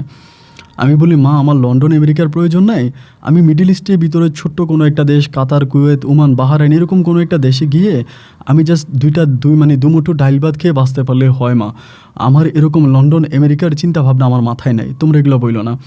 আমার আম্মা বলতেছে, তুই কি বোকা নাকি, তুই বুঝিস না কেন, তুই এই মেয়েটাকে ছেড়ে দে, ওরে ছেড়ে দিলে তোকে, মানে ওদের ঘুরে ফিরে ওই পয়েন্ট একটাই যে আমার শিশিরকে ছেড়ে দিতে হবে, আর আমি যদি শিশিরকে ছেড়ে দিই তাহলেই আমি দুনিয়াতে বসে স্বর্গ পেয়ে যাব, মানে তাদের কথা হচ্ছে এটা। পরে এরকমভাবে সময়গুলো কাটতে কাটতে আমি একটা সময় চিন্তা করলাম যে আমার পরিবার আমাকে বিদেশে পাঠাবে না, আমার পরিবার আমাকে বিদেশে পাঠাবে না, বিদেশ সম্পূর্ণ আমি আমার তাগিদেই যেতে হবে। তো শিশিরের সাথে কথাবার্তা বললাম যে তোমার কোনো কিছু আছে কি না, তুই শিশিরের কিছু গয়নাগাটি আছে, এবং এগুলো কিন্তু আমার আম্মাও জানতো না, আমার আম্মাও কিন্তু ওই গয়নাগাটিগুলো সম্বন্ধে জানো, গয়নাগুলো লুকিয়ে রাখছিল ও, মানে ওই যে মহিলাটা ছিল, ওই মহিলাটা তার কিছু গয়নাগাটি দিয়ে গেছে যে তুমি যদি কখনো তোমার বিয়ে শাদী হয়, আল্লাহ না করুক আমি যদি আসতে নাও পারি, আমি যদি মারাও যাই, এই গয়নাগুলো দিয়ে তোমার বিয়ে হবে। এই বলে লন্ডনে মরে যাওয়া ওই মহিলাটা শিশিরকে অনেক গয়নাগাটি বানাই দেওয়া যায়। ও তখন আমাকে সর্বপ্রথম এই গয়নাগুলো দেখে, ওইগুলো লুকিয়ে রাখে। আমাকে দেখায় যে এই গয়নাগুলো আমাকে আমার আম্মা যিনি মারা গেছে তিনি দিয়ে গেছিলো আমার বিয়ের সময়ের জন্য, তো এগুলো তুমি নিয়ে যাও। আমি তখন গয়নাগুলোকে হাতে নিলাম। যদিও এই গয়নাগাটি সম্বন্ধে আমি আগেও জানতাম যে শিশিরের কাছে টুকিটাকি কিছু গয়নাগাটি আছে, বাট গয়না যে এত পরিমাণের, মানে এত বেশি গয়না, এটা কিন্তু আমি জানতাম না। ও তখন আমাকে গয়নাগুলো দিলাম, তখন গয়নাগুলো হাতে নিলাম, দেখলাম যে প্রচুর গয়না, অনেক গয়না। তো আমি তখন বললাম যে তুমি তোমার সব গয়নাগুলো আমাকে দিয়ে দিবা? ও বলে হ্যাঁ, এগুলো নিয়ে তা আমার কোনো কাজ নেই, এগুলো তো তোমার জন্যই। তো যেহেতু এরকম একটা অবস্থা হচ্ছে তুমি এগুলো নিয়ে যাও, আমি তো এই বাসায় থাকতে পারবো না, এ বাসায় থাকা আমার পক্ষে সম্ভব না। তোমার আব্বা আম্মা যেভাবে টর্চার শুরু করছে, আর তোমার ওই দূর সম্পর্কের কাকা, মানে তোমার ওই হাসমত কাকা, ওনার কারণে তো এই পরিবারে আর থাকা যাবে না। তুমি একটা কাজ করো, তুমি বিদেশে চলে যাও। তুমি যদি বিদেশ গিয়ে আমাকে মাসে মাসে কিছু টাকা দাও, আমি তো সিলেট শহরে আমার অনেক পরিচিত বন্ধুবান্ধব আছে বা অনেকেই আছে, আমি তাদের সাথে একটা ঘর ভাড়া নিব বা একটা বাসা ভাড়া নিয়ে আমি কোনোভাবে ওইখানেই থাকবো। তুমি প্লিজ আমাকে কিছু মাসে মাসে টাকা দিও, আমি ওইভাবেই থাকবো। এরপরে তোমার যদি সুযোগ হয়, তুমি যে দেশে যাবা ওই দেশে যদি সুযোগ করতে পারো, তাহলে আমাকেও সাথে নিয়ে যাও, আমি তোমার সাথে বিদেশে চলে যাব। কারণ এভাবে তো আর এখানে থাকা যাবে না। এই পরিবারে যেভাবে আমার উপরে টর্চার শুরু হয়েছে, আমি তো হয়তো মারাও যেতে পারি। আসলেই কিন্তু খুব অমানসিক নির্যাতন কিন্তু শিশিরের উপরে হইতো। এক পর্যায়ে আমি তখন বললাম যে আচ্ছা ঠিক আছে, ওর গয়নাগাটিগুলো আমি তখন বিক্রি করলাম, বিক্রি করে বিদেশের জন্য প্রসেস করতেছি। তো বিদেশের জন্য প্রসেস করতেছি, বিভিন্ন জায়গায় ভিসা টিসার জন্য জমা দিছি, অ্যান্ড আলহামদুলিল্লাহ একটা সময় আমার ভিসা লাগছে।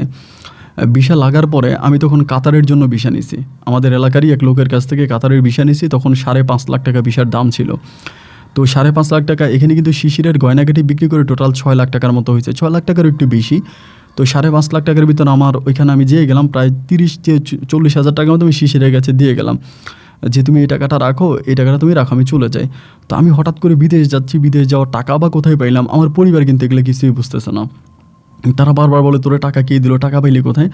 আমি কিন্তু আমার আব্বা আমার কাছে তখনও বলি না যে আমি শিশিরের গয়না বিক্রি করছি এবং ওর গয়না বিক্রি করে আমি বিদেশ যাচ্ছি, এটা কিন্তু আমার আব্বা আমাকে আমি বলি না। আমি বলি যেভাবে হয়েছে আল্লাহ টাকা মিলিয়ে দিছে, আল্লাহর টাকা দিছে, আমি যাচ্ছি।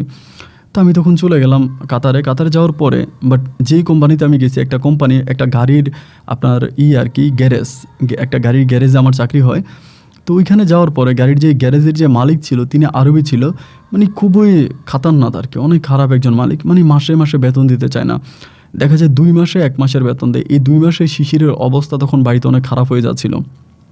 তখন তো ধরেন আমি ছিলাম শিশিরের উপরে, কেউ কোনো কথা বললে বা শিশিরের দিকে চোখ উঠে কথা বলতে গেলে হিসাব করে কথা বলতো যে হৃদয় তো বাড়িতে আছে, ওই হিসাবে শিশিরের সাথে কেউ ওরকমভাবে কোনো দুর্ব্যবহার করতো না বা খারাপ ব্যবহার করতো না। তো এখন যেহেতু আমি বাড়িতে নাই, যেহেতু আমি বাড়ি থেকে চলে গেছি, আমি বিদেশে চলে গেছি, এখন মনে করেন যে সবাই সুযোগ পেয়ে গেছে এবং সুযোগ পেয়ে শিশিরের সাথে অতিরিক্ত দুর্ব্যবহার করতেছে, অতিরিক্ত খারাপ ব্যবহার করতেছে। ওকে কোনোভাবেই মেনে নিতে পারতেছে না, ওর সাথে দুর্ব্যবহার, খারাপ ব্যবহার, মানে যতটুকু পারতেছে আমার পরিবারের মানুষরা ততটাই ওর সাথে খুব অসামাজিক মানে আচরণ করতেছে।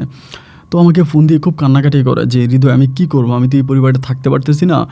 আমিও তখন খুব ভালো বেতন পাচ্ছি না, মানে যে টাকা বেতন পাচ্ছি ওটাতে আমি নিজেই চলতে পারতেছি না। তো আমি 2 মাস পরে তখন ফার্স্ট বেতন পাইছি। 2 মাস পরে বেতন পাওয়ার পরে ওই বেতনের টাকাটা আমি শিশিরের জন্য পাঠাই। আমি যাওয়ার সময় কিন্তু ওর অ্যাকাউন্ট করে যাই, ওর নামে অ্যাকাউন্ট খুলি। তো আমাদের বাড়ির আরও কিছু লোকজন ওইখানে থাকতো কাতারে, ওইখানেই। তো আমি বেতন পাইছি 2 মাস পরে, বেতন পাওয়ার পরে ওই পুরোটা টাকা আমি শিশিরের অ্যাকাউন্টে পাঠাইছি। এটা আমার আব্বা মা জেনে গেছে যে আমি যাওয়ার সময় শিশিরের নামে অ্যাকাউন্ট খুলে গেছি, এবং যাওয়ার পরে প্রথম 2 মাসের বেতন পাই আমি তখন টাকাটা শিশিরের অ্যাকাউন্টে পাঠিয়ে দিলাম। এটা জানার পরে তারা তখন আমাকে ফোন দিছে, আমার আব্বা ফোন দিয়ে আমার খুব গালাগালি করতেছে যে আমার আম্মা আমাকে এরকমভাবে বলে যে তোরে কি আমি পেটে ধরছি না শিশিরে পেটে ধরছে, আমি তোর মা, তোরে আমি পেটে ধরলাম, তুই 2 মাসের বেতন পাইয়া সাথে সাথে শিশিরের অ্যাকাউন্টে টাকা পাঠাইলে, আমাদের জন্য পাঠাইলি না, আমরা কি তাহলে তোর কেউই না? এবং হাসমত কাকা ছিল, তিনি আমাকে ফোন দিয়ে বললো এটা কী ধরনের কথা হৃদয়, তোমার আমি বলি বিদেশ তো আমাকে আমার আব্বা আম্মা পাঠায় নাই, আমি তোমার বাপ্পারে বলছিলাম যে আমাকে বিদেশে পাঠান, আমি বিদেশ যাই, কি আমার আব্বা আম্মা তো আমাকে বিদেশে পাঠায় নাই। আর কাকা আমি যে বিদেশে আসছি এটা আমি শিশিরের টাকায় আসছি, শিশিরে টাকা দেওয়ার কারণে আমি বিদেশ আসছি। তো আমার আব্বা আম্মা তখন মনে করলো যে শিশির আমাকে কিনে নিছে এবং আমি যা করবো ওর জন্যই করব। এইটা মনে করার পরে আমার আব্বা আম্মা তখন শিশিরের উপরে ক্ষিপ্ত হয়ে গেল। ক্ষিপ্ত হয়ে যাওয়ার কিছুদিন পরেই শিশির হঠাৎ অসুস্থ হয়ে গেল, ওর প্রচুর বমি, মাথা ব্যথা, শরীরে অনেক খারাপ দুর্বলতা। এবং এরকম করে করে ভাই অবাক হয়ে যাবেন শুনলে, মাত্র 4 মাসের মাথায় শিশির সম্পূর্ণভাবে মানসিকভাবে মানে পাগল হয়ে যায়। মানে টোটালি 4 মাসের মধ্যে ও সম্পূর্ণ পাগল হয়ে যায় এবং এত পরিমাণের পাগল হয়ে যায় যে ও ঘরের মধ্যে থাকে না, মানে ঘরের বাইরে চলে যায়, বাড়ির মধ্যে থাকে না, বাড়ির বাইরে চলে যায়। আমি তখন মাত্র আমার কয়েক মাস হয়েছে বিদেশের, এখনও 1 বছর পুরো হয়নি। এরই মাঝে লোক মানে বাইরের লোকদেরকে ফোন দিলেই শুনতে পাই যে শিশির পাগল হয়ে গেছে, সম্পূর্ণভাবে পাগল, মানুষের কাছে খাবার খোঁজে, রাস্তাঘাটে ঘুমিয়ে থাকে, ঘরে আসে না, খুব খারাপ অবস্থা। 1 বছর আমার তো মালিক ভালো না, 1 বছর অনেক কষ্ট করে আমি ছিলাম। 1 বছর থাকার পরে মালিকের হাতে পায়ে ধরে বললাম যে আমার অন্তত তুই 10 দিনের জন্য ছুটি দে, আমার বউ অসুখ, আমি বউকে দেখতে যাব। তো আরবি আমার 10 দিনের জন্য, তাও টিকিটের টাকা দিল না। টিকিট ও আমাকে বলে তোর টিকিট, তুই যাবি, তা 10 দিনের ছুটি। 10 দিনের ছুটি দেওয়ার পরে আমি তখন 10 দিনের জন্য বাড়িতে আসি, মানে সিলেটে আসি। বাড়িতে আসার পরে ভাই আমি শিশিরের অবস্থা দেখে নিজেকে আর ঠিক রাখতে পারলাম না। আমাদের বাজারের পাশে একটা, মানে আমাদের বাজার আছে, বাজারের পাশে একটা স্কুল আছে, স্কুলের মাঠেও ঘুমায়। আমি যখন ওর কাছে গেছি, ওর মানে আমাকে দেখে চিনতে পারে না। আমি বলি, শিশির তুমি আমাকে চিনছো? আমি তোমার স্বামী হৃদয়। আমার দিকে তাকায় তাকায় চোখের পানি ছড়ায়, মানে চোখের পানি ঝরায়, তার মানে তাকায় আছে, কিছুই বলতেছে না। আমি বললাম, তুমি আমাকে চিনো না? আমি তোমার হাজব্যান্ড, আমি তোমার স্বামী, চলো বাড়ি চলো। বাড়িতে যাবে না, মানে কী যে ওরে করছে, আমি টাই না ওরে বাড়ি পর্যন্ত নিতে পারি না। আমার বাড়ির উঠানে গেলে ও কামড় দিয়ে ফেলে আমাকে, মানে কামড় দিয়ে ওইখান থেকে পালায়া চলে আসে, মানে দৌড়ে চলে আসে। আমি বলি, আমার বাড়িতে চলো, এটা আমার বাড়ি, তুমি আমার বাড়িতে আসো, আমার ঘরে আসো। আমার আব্বা আম্মা কিন্তু তখন আমার সাথে খুব ভালো, তারা বলে তারা শিশিরকে মেনে নিতে চায়, তারা শিশিরকে রাখতে চায়, কিন্তু শিশির হঠাৎ করে পাগল হয়ে গেছে আমি বিদেশ যাওয়ার পরে। এখন পাগল হয়ে গেলে তো তাদের কিছু করার নাই। আমি ওরা খুবভাবে বলি, শিশির তুমি চলো, বাড়িতে চলো। বাড়িতে যায় না ভাই, এবং খুব কান্নাকাটি করে, আমাকে দেখলেই কাঁদে, আমাকে দেখলেই চোখের পানি ঝরায় ঝরায় কাঁদে, কিন্তু কোনো কিছু বলে না, কোনো কথা বলে না, শুধু আমার দিকে তাকায় তাকায় চোখের পানি ঝরায়। আমার তখন এত কষ্ট হয় যে আমি পৃথিবীর কাউকে বুঝাইতে পারবো না।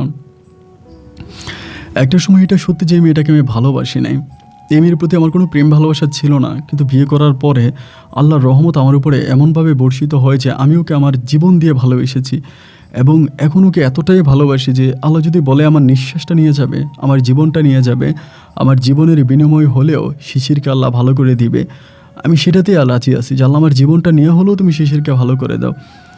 10টা দিন আমি খুব কষ্ট করে বাড়িতে কাটাইলাম এবং অনেকভাবে ওকে ভালো করার জন্য চেষ্টা করলাম। কোনো ডাক্তার কবিরাজদের কাছেও যায় না, কোনো ডাক্তার কবিরাজ জানলে তাদের সামনে যায় না, এবং যদি বেশি জ্বালাই, যে বেশি বিরক্ত করি, তাহলে নিজের গায়ে নিজে কামড় দেয়, মানে এমন একটা অবস্থা, নিজের গায়ে নিজে কামড় দিয়ে রক্ত বের করে ফেলে। 10 দিন পরে সেখান থেকে আমাকে আবার চলে যেতে হবে, কারণ আমি আপ ডাউন টিকিট কেটে আসছি। পরে বাধ্য হইয়া 10 দিন পরে আমি আমার চোখের পানিগুলো ঝরাইয়া একটা রাত, বৃষ্টি ভেজা একটা রাতে আমি স্কুলের মাঠে ওর সাথে সারা রাত বসেছিলাম। ও বসে বসে গুনগুন করে গান গায়, নিজে নিজে চুল টানে, হাত কামড়ায়, এটা ওইটা করে, আমি ওর পাশে বসে আছি সারাটা রাত। আমি ওর মুখের দিকে তাকিয়ে আছি, কান্না করতে করতে সকাল হয়ে গেল। সকালের পরে আমি হাত পা ধুয়ে এয়ারপোর্টের উদ্দেশ্যে রওনা দিলাম। এরপরে পুনরায় আমি আবার কাতারে গিয়ে পৌঁছাইলাম। কাতারে যাওয়ার পরে আমি কোনোভাবে কাজ করতে পারতেছি না, কোনোভাবে কাজের প্রতি মনোযোগী হইতে পারতেছি না। কাজে হাত দিলে আমার বারবার শিশিরের কথা মনে হয়, এই শিশির আমার জন্য এত কিছু করছে, আমাকেও বিদেশ পাঠাইছে, আমাকে এত ভালোবাসছে, শিশিরকে ছাড়া আমি বাঁচবো কেমন করে? কোনোভাবেই তো নিঃশ্বাস নিতে পারতেছি না, কাজ করতে পারি না, খাইতে পারি না, ঘুমাইতে পারি না, খুবভাবে ওর জন্য কষ্ট হচ্ছে। এভাবে প্রায় 1.5 বছরের মতো কেটে গেল। এই 1.5 বছর আমি সম্পূর্ণভাবে পাগল, মানে মানসিকভাবে পুরো পাগল হয়ে গেলাম।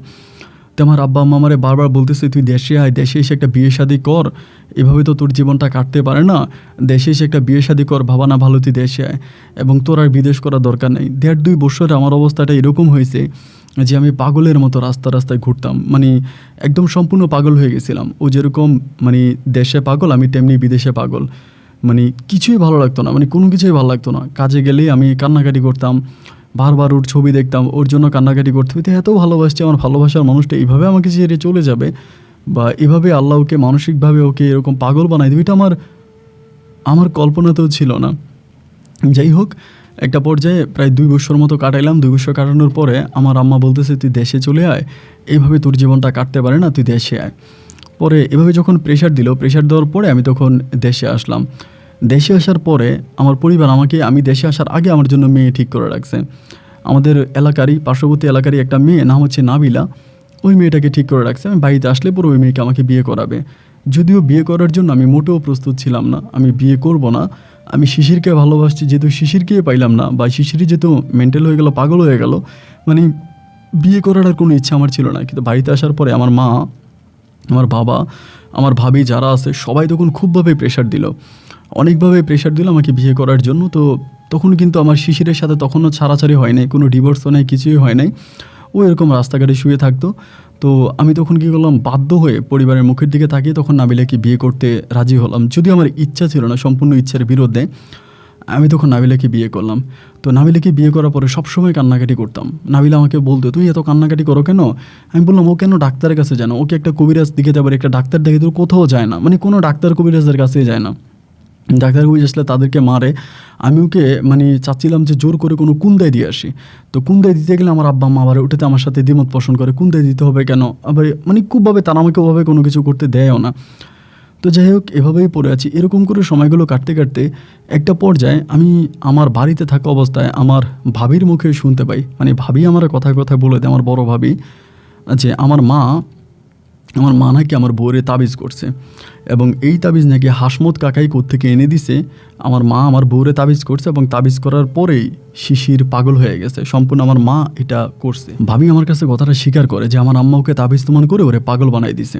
আমি নিজের কাছে অনেক খারাপ লাগলো যে ওই মেয়েটা সহজ সরল একটা মেয়ে ছিল। বিশ্বাস করেন, ওই এরকম করে পাগল যে রাস্তায় ঘুরে বেড়ায়, যাকে ও বাবা ডাকতো, ওই আনার কাকাও কোনোদিন ওর খবর নেয় নাই। এরকম হইতো যে আনার কাকা যাইতেছে রাস্তা দিয়া, মানে ও রাস্তার পাশে বসে থাকতো স্কুল ঘরের মধ্যে অর্ধনগ্ন হয়ে কাপড় চোপড় পরে। মানে আনার কাকা কখনোই গাড়ি থামাইয়া ওর সাথে দেখা করতে আসতো না, ওর সাথে কথা বলতে আসতো না। অথচ ওই আনার কাকাই ওরে এত ভালোবাসতো যে ওরে আমার কাছে বিয়ে হইতে দেয় নাই। মানে আমি ওকে বিয়ে করবো, উনি রাজি হয় নাই, এবং নিজের মেয়ের চেয়েও আরও বেশি আদর ভালোবাসতো ওকে। কিন্তু এমন ওই আনার কাকাও গাড়িটা ওর কাছে আসলে গাড়িটা থামায় না, গাড়িটা টান দিয়ে চলে যায়, ওর সাথে একটা মিনিটের জন্য দাঁড়িয়ে কথা বলে না। মানে স্বার্থে আর অর্থে যে মানুষ এতটা অন্ধ হয়ে যায়, আমি আমার এই ঘটনাটা না ঘটলে কখনোই বুঝতে পারতাম না। তো যাই হোক, এরকম করে বিয়ে করছে, আমার বউ নাবিলা আছে। অ্যান্ড এমন করতে করতে আমার ভাবি আমাকে সবগুলো কথা বলে দিল, সত্য কথা বলে দিল যে আমার আম্মা তাবিজ তুমান করছে, এবং আমার আম্মার ওই তাবিজের দখলেই শিশির পাগল হয়ে গেছে। এইভাবে সময়গুলো কাটতে কাটতে একটা পর্যায়ে হঠাৎ করে, মানে আমি বিভিন্ন লোকের মাধ্যমে শুনতে পাই, ও যেহেতু রাস্তাঘাটে ঘুমায়, আমি শুনতে পাই আমার ওই হাসমত কাকা, আস্তাগফিরুল্লাহ মিন জালিক, উনি একজন মুরব্বী মানুষ, বয়স্ক মানুষ। অনেকের মুখে শুনি তিনি নাকি রাতের বেলায় মাঝে মাঝে আমার বউ শিশিরের কাছে যায়, মানে আমার প্রাক্তন বউ শিশিরের কাছে যাও তো পাগল, স্কুলের বারান্দায় শুয়ে থাকে, সুযোগ পাইলে মাঝে মাঝে যদি দেয় লোকজনে রাতের অন্ধকারে গিয়ে এই শিশিরের সাথে নাকি উনি খারাপ কাজ করে, মানে শারীরিক সম্পর্ক করে। এই কথাগুলো মানুষের মুখে শুনতে পাই। তো উনি আবার খুব প্রভাবশালী, এলাকাতে অনেক দরবারি কারবারি মানুষ। উনি যেটা বলবে এটাই, ওনার কথার উপরে কেউ কোনো কথা বলে না। উনি যথেষ্ট পরিমাণের আপনার জ্ঞানী গুণী একজন মানুষ। ওনার কথার উপরে কেউ কোনো কথা বলবে না, উনি যেটা বলবে এটাই সই, এটাই রায়। এক কথা, ওনার কথাই কথা, ওনার কথার উপর আর কোনো কথা থাকতেই পারে না, আর কোনো কথা হতেই পারে না। এই পরিস্থিতির মধ্যে গিয়ে দাঁড়াইলাম। এরপরে লোকেরা আমারে বলতো যে তোমার হাসমত কাকা মাঝে মাঝে শিশিরের কাছে যায় এবং শিশিরের সাথে অবৈধ কাজ করে। এলাকার যে পোলাপাইন আছে না, রাতের বেলা যারা ঘুরে ফিরে চলাফেরা করে, ওরা বলে আমরা অনেক রাতে দেখছি হাসমত কাকা এসে শিশিরের সাথে কথা বলে ওর সাথে অবৈধ সম্পর্ক করে। খারাপ লাগতো তখন, আমার কলিজা ছিঁড়ে যেতাম, কিছু একটা করতে যেতাম, কিন্তু ওর জন্য আমার কিছু করার ছিল না। এরকম করে কয়েকদিন পরেই ভাই হঠাৎ করে লোকমুখে শুনতে পাইতেছি যে শিশির নাকি প্রেগনেন্ট, মানে আমার বউ প্রেগনেন্ট, শিশির পেটে বাচ্চা আসছে। এখন ও তো পাগল, থাকে রাস্তাঘাটে পড়ে থাকে, ওর কোনো কেউ নাই, তাহলে ওর পেটে বাচ্চা আসলো কোত্থেকে? সবাই বলে ওর পেট বড় হয়ে গেছে, এবং পেট বড় হয়ে যাওয়ার পরে একটা ডাক্তারের যখন চেক আপ করানো হলো, এবং সেখানে ডাক্তার বলতেছে যে হ্যাঁ, ওর পেটে বাচ্চা আছে, ওর পেটে বেবি আছে। এখন এই বাচ্চার বাবাকে সবাই তখন, মানে গ্রামের সবাই বলতেছে, এবং এই হাসমত কাকাও বলতেছে, একটা কাজ করো, এই মেয়ের এই গ্রাম থেকে বিদায় করো। এই মেয়ে যদি এই গ্রামে থাকে তাহলে আমাদের গ্রামের মান সম্মান নষ্ট হয়ে যাবে, গ্রামের ছেলেরা ওই মেয়ের কাছে যাবে, ওই মেয়ের সাথে রাতের বেলায় অবৈধ সম্পর্ক করে, আমাদের গ্রামের মান সম্মান সব কিছু ধূলিসাৎ হয়ে গেছে। এই মেয়েকে গ্রাম থেকে বিদায় করো। এবং একরকম তাকে মেরে পাহাড়ে, আমাদের এলাকাতে একটা পাহাড় আছে, পাহাড়ের উপরে দিয়ে আসছে। হাসমত কাকা সহ গ্রামের আরও কিছু খারাপ প্রকৃতির মানুষজন তারা শিশিরকে মেরে পাহাড়ের কাছে দিয়ে আসছে। তখন রাতের বেলায় ঠান্ডা পড়তেছিল, তখন শীতকালে আমি একটা কম্বল নিয়ে ওর কাছে গেছি, যেহেতু ওরা কাঁপতেছে, তো পেটে তো বাচ্চা আছে, এরকম করে কাঁপতেছে, ওইখানের মধ্যে আমি ওর গায়ে চাদরটা দিয়ে আসছি। এবং সেদিন আমি ওর পাশে বসে শপথ করছি, আমি যে করেই পারি ওর জীবনটাকে আমি ঠিক করে দিব, ওর জন্য আমি কিছু একটা করব, ওর জীবনটাকে আমার এভাবে আর নষ্ট হতে দিব না। সেদিন আমি পাহাড়ের উপরে বসে একটা শপথ করে আমি বাড়িতে আসি। আসার পরে আমি 100% শিওর থাকি ওর পেটের যে বাচ্চা আছে, ওই বাচ্চার বাবা হাসমত কাকা। হাসমত কাকাই ওর কাছে বারবার যাইতো এবং বিভিন্ন লোকেরাও দেখেছে, তারা প্রমাণও দিয়েছে। তাইলে হাসমত কাকাই হচ্ছে ওর পেটের বাবুর বাবা। যেভাবেই হোক হাসমত কাকার কাছে আমি ওর বিয়ে দিব। ওই পেটের বাবুর বাচ্চা যে আছে ওই বাচ্চা দিয়ে আমি ওনার কাছে বিয়ে দিব। প্রথমে চিন্তা করলাম যে আমি ওকে ডিএনএ টেস্ট করাবো এবং একইভাবে হাসমত কাকাকেও ডিএনএ টেস্ট করাবো। দুইটা ডিএনএ যখন ম্যাচ করবে তখন আমি হাসমত কাকার কাছে ওকে বিয়ে দিব। তা আমি চিন্তা করলাম, এটা আমি প্রথমে নিজে চিন্তা ভাবনা করলাম, আবার নিজেই চিন্তা করতেছি এই কাজটা যদি আমি করি, ধরেন আমি হচ্ছে শিশিরের ডিএনএ নিব, হাসমত কাকারও ডিএনএ টেস্ট করাবো, দুজনের সাথে তো ম্যাচ করবে। ম্যাচ করার পরে হাসমত কাকা শিশিরকে বিয়ে করতে বাধ্য হবে, কিন্তু বিয়ে করেও তিনি শিশিরকে তো শান্তি দেবে না। হয়তো তিনি শিশিরকে মারবে, অথবা আমি যদি ডিএনএ টেস্ট করানোর কথা বলি উনি ডিএনএ করার জন্য যাবেও না। আর আমি যদি লোকেদের কাছে এটা বলি যে হাসমত কাকা এই কাজ করছে এবং আমাকে সবাই গালাগালি করবে, এটা কেউ মেনেই নিবে না। আর হাসমত কাকা খুব রাগী মানুষ, তিনি হয়তো আমার উপরে আরও খেপে যাবে। আর এই ঘটনার পরে হয়তো আমার আব্বা আম্মা আমাকে ঘর থেকেই বের করে দিবে, কারণ আমার আব্বা আম্মা পুরোপুরিভাবে আল্লাহর পরে হাসমত কাকারে বিশ্বাস করে। হাসমত কাকা যেটা বলবে, মানে হাসমত কাকার কথায় আমার বাপ মা উঠে, হাসমত কাকার কথায় আমার বাপ মা বসে। হাসমত কাকা যেটা বলবে সেটাই হবে, আর কোনো কথা নেই। তো সে জায়গায় ভিতরে এই লোকটার নামে আমি এত বড় অপবাদ যদি দিতে যাই তাহলে তো আমার এটার হবে না, বা আমি এটা পারবো না। পরে কি করা যায়, আমি প্রথম হাসমত কাকার দুর্বলতাগুলো খেয়াল করলাম যে ওনার দুর্বলতা কোথায়। ওনার প্রথম দুর্বলতা, উনি একটা মাজার পূজারী। মাজারের কথাবার্তা শোনে, বা ওনার নিজস্ব একটা আটটসির মতো একটা মাজার আছে, ওই মাজারে উনি যায়, মাজারের পীরে যা বলে তাই শুনে, এবং উনি আধ্যাত্মিক জগৎকে অনেক বিশ্বাস করেন। আধ্যাত্মিক দুনিয়া, আধ্যাত্মিক কথাবার্তা, এই জিনিসগুলোর প্রতি তার অনেক ভক্তি, তার অনেক বিশ্বাস। তো আমি চিন্তা করলাম ওই আধ্যাত্মিক জগৎ দিয়েই কোনো না কোনোভাবে তারা আমার অ্যাটাক করতে হবে, আধ্যাত্মিক জগৎ দিয়েই তারা কোনো না কোনোভাবে আমার আটকাইতে হবে। আমি তখন চিন্তা করলাম যে কি করা যায়, কিভাবে তারা আটকানো যায়। তো ওইভাবে চিন্তা করতে করতে একটা সময় ভাবিরই বলতেছে, ভাবি শিশিরকে তাবিজ করার জন্য আমার আম্মা কোন কবিরাজের কাছে গিয়েছিল, এটা কি তুমি জানো? আমার মা বলে হ্যাঁ, ওরকম একটা কবিরাজের সন্ধান দেয়। ওই কবিরাজটা ইয়াং বয়সী একটা কবিরাজ, তরুণ একটা কবিরাজ। তো কবিরাজের সন্ধানটা দিলে পরে ওই কবিরাজের বাড়ি সিলেটের মধ্যেই ছিল, বাট অনেক দূরে, জৈন্তার আর ওইদিকে বাড়ি। ওই কবিরাজের কাছে আমি গেলাম, যাওয়ার পরে কবিরাজটা ইয়াং ছিল এবং দেখে মনে হলো যথেষ্ট ধার্মিক, ভালো, 5 ওয়াক্ত নামাজ পড়ে, তার সাথে একটা জিন আছে, ওই জিন দ্বারা উনি এই কাজগুলো করে, ওনার সাথে একটা জিন আছে। তারপর আমি কবিরাজের শরণাপন্ন হইলাম। হওয়ার পর আমি বললাম যে হুজুর, আমি আপনার সাথে একটু নীরবে কথা বলতে চাই। আপনি এত লোকজনের ভিড়ে আমার সাথে কথা বললেন না, আমি খুব নীরবে আপনার সাথে 5টা মিনিট প্রয়োজনে বসে কথা বলবো, বাট খুব নীরবে, এত ঝামেলার মাঝে কথা বলতে পারবো না, নীরবে কথা বলবো, আপনি যদি আমাকে একটু সময় দেন। তো তিনি আমাকে বললো ঠিক আছে, সমস্যা নাই, আপনি আমার সাথে কথা বলেন। পরে রাত 8টার পরে এশার নামাজ পড়ে উনি ওনার সাথে খাবারে ডাকলাম, ওনার সাথে খাইলাম। খাবার খাওয়ার পরে আমি ওনার সাথে একটা জায়গার ভিতরে বসলাম, একটা ঘরে বসলাম, ওনার বৈঠকখানার মতোই। ওইখানে বসার পরে আমি কবিরাজটা অনেক ইয়াং বয়সী কবিরাজ ছিল, ওনার কাছে আমি সব কিছু বললাম যে দেখেন এই ঘটনা, এইভাবে একটা মেয়ের জীবন সম্পূর্ণভাবে নষ্ট হয়ে গেল। এতক্ষণ ধরে আমি আপনার কাছে যে গল্পটা বলেছি, এই সম্পূর্ণ গল্পটাই আমি ওই কবিরাজকে বললাম। বলার পরে কবিরাজ আমাকে বলে আচ্ছা ঠিক আছে, আমি ওই মেয়েটাকে ভালো করে দিব, আমি আপনাকে কিছু তাবিজ পরা, পানি পরা দিচ্ছি, আপনি এগুলো নিয়ে যান, নিয়ে গিয়ে দেখেন মেয়েটাকে ভালো করতে পারেন কিনা। তাই আমি বললাম মেয়েটাকে ভালো করে তো আর কোনো লাভ হবে না, এবং এই মেয়েটার ঘরে বয়ে অলরেডি সন্তান আছে এবং ওই সন্তানের বাবা হাসমত। আমি চাই কোনো না কোনোভাবে হাসমত এই মেয়েটাকে বিয়ে করুক, যেহেতু হাসমতের বাচ্চা মেয়ের পেটে আছে, হাসমত ওনাকে বিয়ে করুক, আপনি এই ব্যবস্থাটা করে দেন।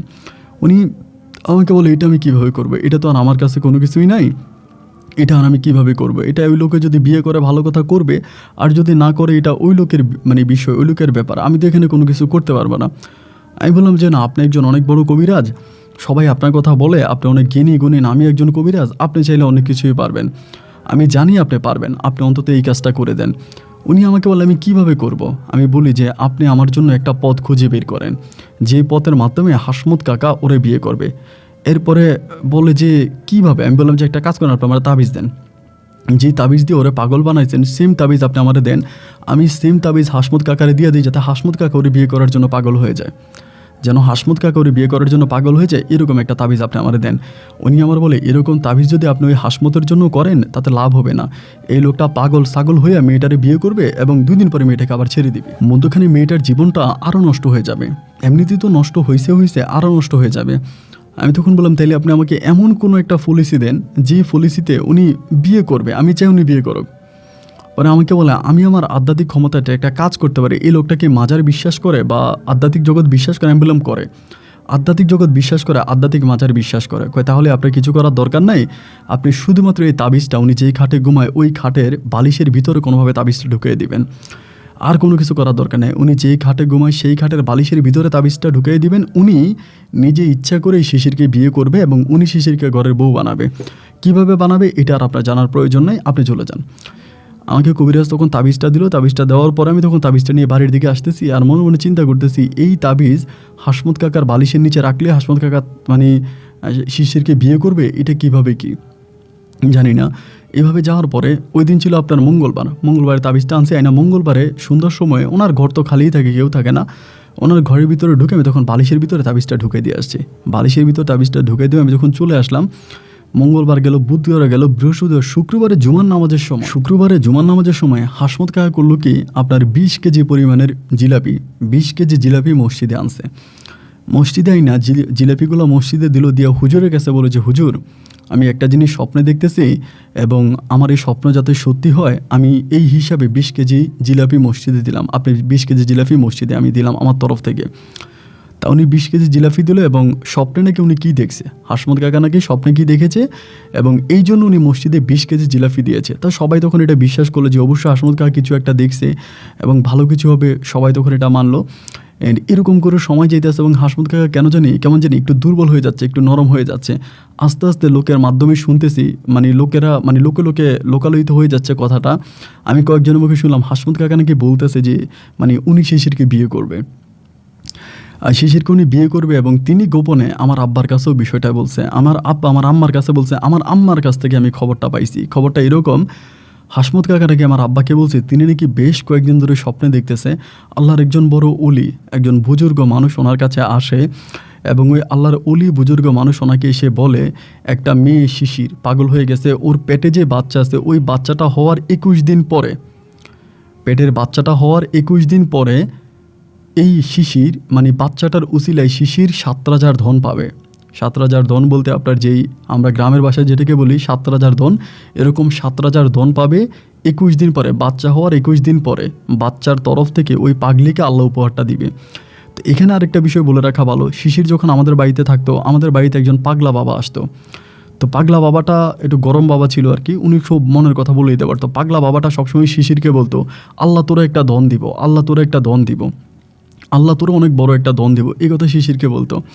তো এই কথাটাই তখন কাজে লেগে গেল। উনি বলতেছে যে ওই যে পাগলা বাবা বলছে শিশিরকে আল্লাহ একটা ধন দিবে, এই ধনটাই মনে হয় শিশিরকে দিবে। তো বাচ্চাটা হওয়ার 21 দিন পরে আমি তো শিশিরকে অনেক কষ্ট দিয়েছি, আমি ওরে বিয়ে করি এবং আমার এই জিনিসটা স্বপ্নে দেখাইছে আমি যাতে ওরে বিয়ে করি, আমাকে ওই অলি এসে বা ওই দরবেশ এসে আমাকে রাতের বেলায় স্বপ্নে দেখাইছে। তো তিনি তখন হঠাৎ করে নিজেই সিদ্ধান্ত নিলেন, গ্রামের লোকজন সবাইকে ডাকাইলেন, সবাইকে ডাকাইয়া বললেন যে মেয়েটার জীবন তো এভাবে নষ্ট হয়ে গেল, আমার দুঃসম্পর্কের ভাতিজা ওরে বিয়ে করে ওর জীবনটা এইভাবে নষ্ট করে দিল, মেয়েটা এখন রাস্তাঘাটে থাকতেছে, ওর মেয়েটা এখন প্রেগনেন্ট, এই বাচ্চার বাবাকে বা বাচ্চা হলে বাচ্চার দায়িত্ব বা কে নেবে। তো আমি যেহেতু বিয়ে করার পরে আমার ওয়াইফ মারা গেল এবং আমি আমার ওয়াইফকে অত্যাধিক ভালোবাসার কারণে পুনরায় আর বিয়ে করলাম না, ওই ওয়াইফের কথা চিন্তা করে আমি আমার পুরো জীবনটা কাটাই দিলাম। তো আমি চাই এই শিশির মেয়েটার জীবনটা এভাবে নষ্ট না হোক, আমি নিজের ইচ্ছায় মেয়েটাকে বিয়ে করতে চাই এবং মেয়ের পেটে যে অনাগত সন্তান আছে ওই সন্তানের দায়িত্ব আমি নিতে চাই। গ্রামের সবাই তো তখন বললো আলহামদুলিল্লাহ, এরকম কথা তো হতেই পারে না, এটা তো অনেক ভালো কথা, তাহলে তো ঠিক আছে, আপনি শিশিরকে বিয়ে করেন, আমরা সবাই রাজি আছি যে মেয়েটাকে একটা নতুন জীবন দেন, আপনি একটা নতুন জীবন নিয়ে যান। মুহূর্তের মধ্যে আমি হঠাৎ করে দাঁড়ালাম, আমি বললাম এই যে হাসমত কাকা শিশিরকে বিয়ে করবে, এতে কোনো না কোনো একটা কারণ আছে। এই শিশিরকে তো উনি এভাবে বিয়ে করতে পারে না, কোনো না কোনো একটা কারণে উনি শিশিরকে বিয়ে করতে চায়। শিশিরকে যদি উনি বিয়ে করতে হয় উনি শিশিরকে 10 লক্ষ টাকা কাবিন দিতে হবে। যদি 10 লক্ষ টাকা কাবিন উনি শিশিরকে দেয় তবেই শিশিরের সাথে ওনার বিয়ে হবে, তা না হলে বৈধভাবে আমি এখনও শিশিরের জামাই, আমি এখনও আছি, কারণ ওর সাথে আমার তালাক ডিভোর্স হয় নাই, আমি থাকতে এইভাবে ওর সাথে শিশিরের বিয়ে হতে পারে না। হাসমত কাকা তখন লাভ দিয়ে বলতেছে তাহলে তুই শিশিরকে নিয়ে যাও, ওর নিয়ে সংসার কর, আর যদি সংসার না করে তাহলে আমি বিয়ে করি। আমি বলি আপনি যদি করেন তাহলে 10 লাখ টাকা কাবিন দিতে হবে, আপনি যদি ওরা ছেড়েও দেন তাহলে 10 লাখ টাকা দেওয়া লাগবে। পরে বলে হ্যাঁ আমি 10 লাখ টাকায় বিয়ে করবো, কারণ তিনি না স্বপ্নে দেখতেছে, ওনার স্বপ্নে দেখাইছে যে উনি 7 রাজার ধন পাবে ওই মেয়ের বিয়ে করলে। এই পরিপ্রেক্ষিতে উনি তখন শিশিরকে 10 লক্ষ টাকা কাবিনে গ্রামের সব মানুষরা রেখে বিয়ে করলাম। এবং ওই বিয়ে হয়ে যাওয়ার পরে আমি আবার ওই হুজুরের কাছ থেকে, যে হুজুর ছিল ওনার কাছ থেকে আবার পানি পড়া তাবিজ পরে নিয়ে শিশিরকে দিছি, ও তখন আস্তে আস্তে কিন্তু ভালো হয়ে যাচ্ছে। তো ওই পাগলির সাথে আমার ওই হাসমত কাকা তখন বাসর ঘর করলো এবং বাসর হওয়ার পরে এবং আস্তে আস্তে আস্তে আস্তে করে সময়গুলো কাটতেছে, শিশিরের অনেক সেবা যত্ন সব কিছু করতেছে। একটা সময় আমি হাসমত কাকারে বললাম, কাকা পৃথিবীর আর কেউ না জানুক, আমি জানি শিশিরের পেটে যে বাচ্চা আছে ওই বাচ্চার বাবা কিন্তু আপনি, এটা স্বীকার করেন? উনি বলে, হ্যাঁ আমি স্বীকার করি, যেহেতু আমি এখন ওর বিয়ে করছি, ওর পেটের বাচ্চা আমি। এরকম করতে করতে ওর ঘরে একটা পুত্র সন্তান হয়, শিশিরের ঘরে একটা পুত্র সন্তান হয়।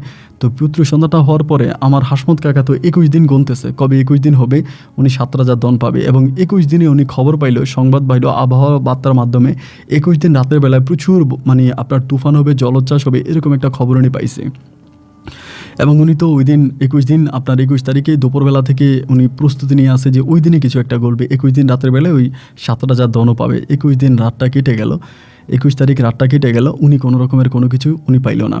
এবং যে দরবেশকে উনি স্বপ্ন দেখার, ওই দরবেশকে উনি আর স্বপ্নে দেখে না, ওই দরবেশকেও স্বপ্নে দেখে না। উনি এক দ্বিধাদ্বন্দ্বের ভিতরে পড়ে গেল, কিরে দরবেশকেও স্বপ্ন দেখে না, এই বিয়েও করে ফেললো, আবার এই 21 দিনের ভিতরে শিশির অনেকটা ভালো হয়ে গেছে, আগে যেরকম পাগল ছিল মোটামুটি অনেকটাই ভালো হয়ে গেছে, অনেকটাই সুস্থ হয়ে গেছে।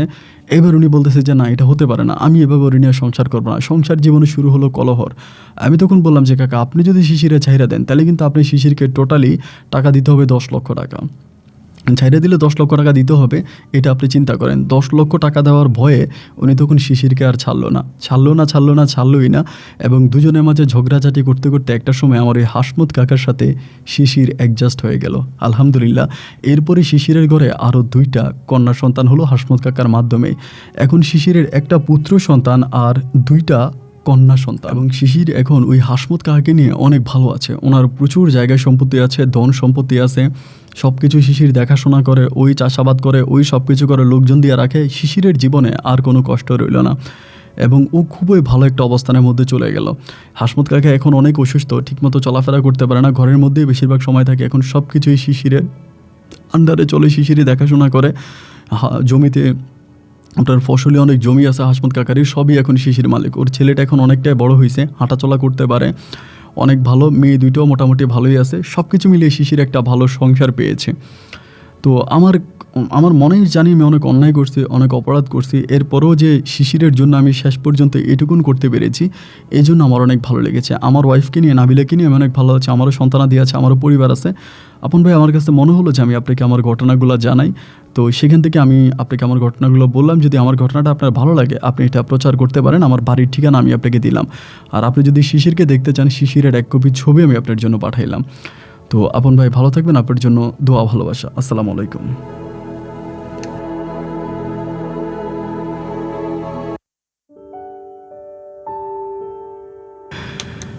প্রিয় বন্ধুগণ, সবাইকে অনেক বেশি ধন্যবাদ এতক্ষণ পর্যন্ত সিলেটের বা হৃদয়ের জীবনের বাস্তব গল্পটা শুরু থেকে শেষ পর্যন্ত আমার মুখে শোনার জন্য। বন্ধুরা, গল্প কেমন লেগেছে অবশ্যই কমেন্ট বক্সে লিখবেন। এবং হৃদয় ভাই আমাকে যেই শিশিরের ছবি পাঠিয়েছে, ছবি দেখার পরে যাই হোক, আল্লাহ সৃষ্টি, আল্লাহ পছন্দ করেই প্রত্যেকটা মানুষকে সৃষ্টি করেছে, তার ভালো লাগে বলেই তিনি সৃষ্টি করেছে। তবে শিশিরের যে চেহারা ছিল, সেখানে শিশিরের জন্য হৃদয় ভাই অনেক কিছু করেছে, অনেক ত্যাগ স্বীকার করেছে, অনেক ভালোবেসেছে। শেষ পর্যন্ত হয়তো ওনার ভাগ্যে নাই বা ওনার কপালে নাই, শিশির চলে গেছে।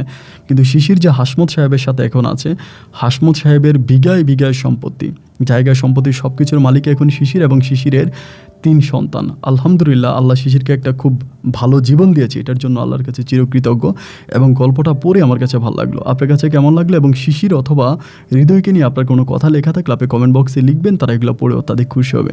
সবাই ভালো থাকবেন, সুস্থ থাকবেন, এই শুভকামনায় আজকের মতো এখানেই বিদায়। দেখা হবে অন্যদিন অন্য কারো বাস্তব জীবনের গল্প নিয়ে। আল্লাহ হাফেজ এন্ড আসসালামু আলাইকুম।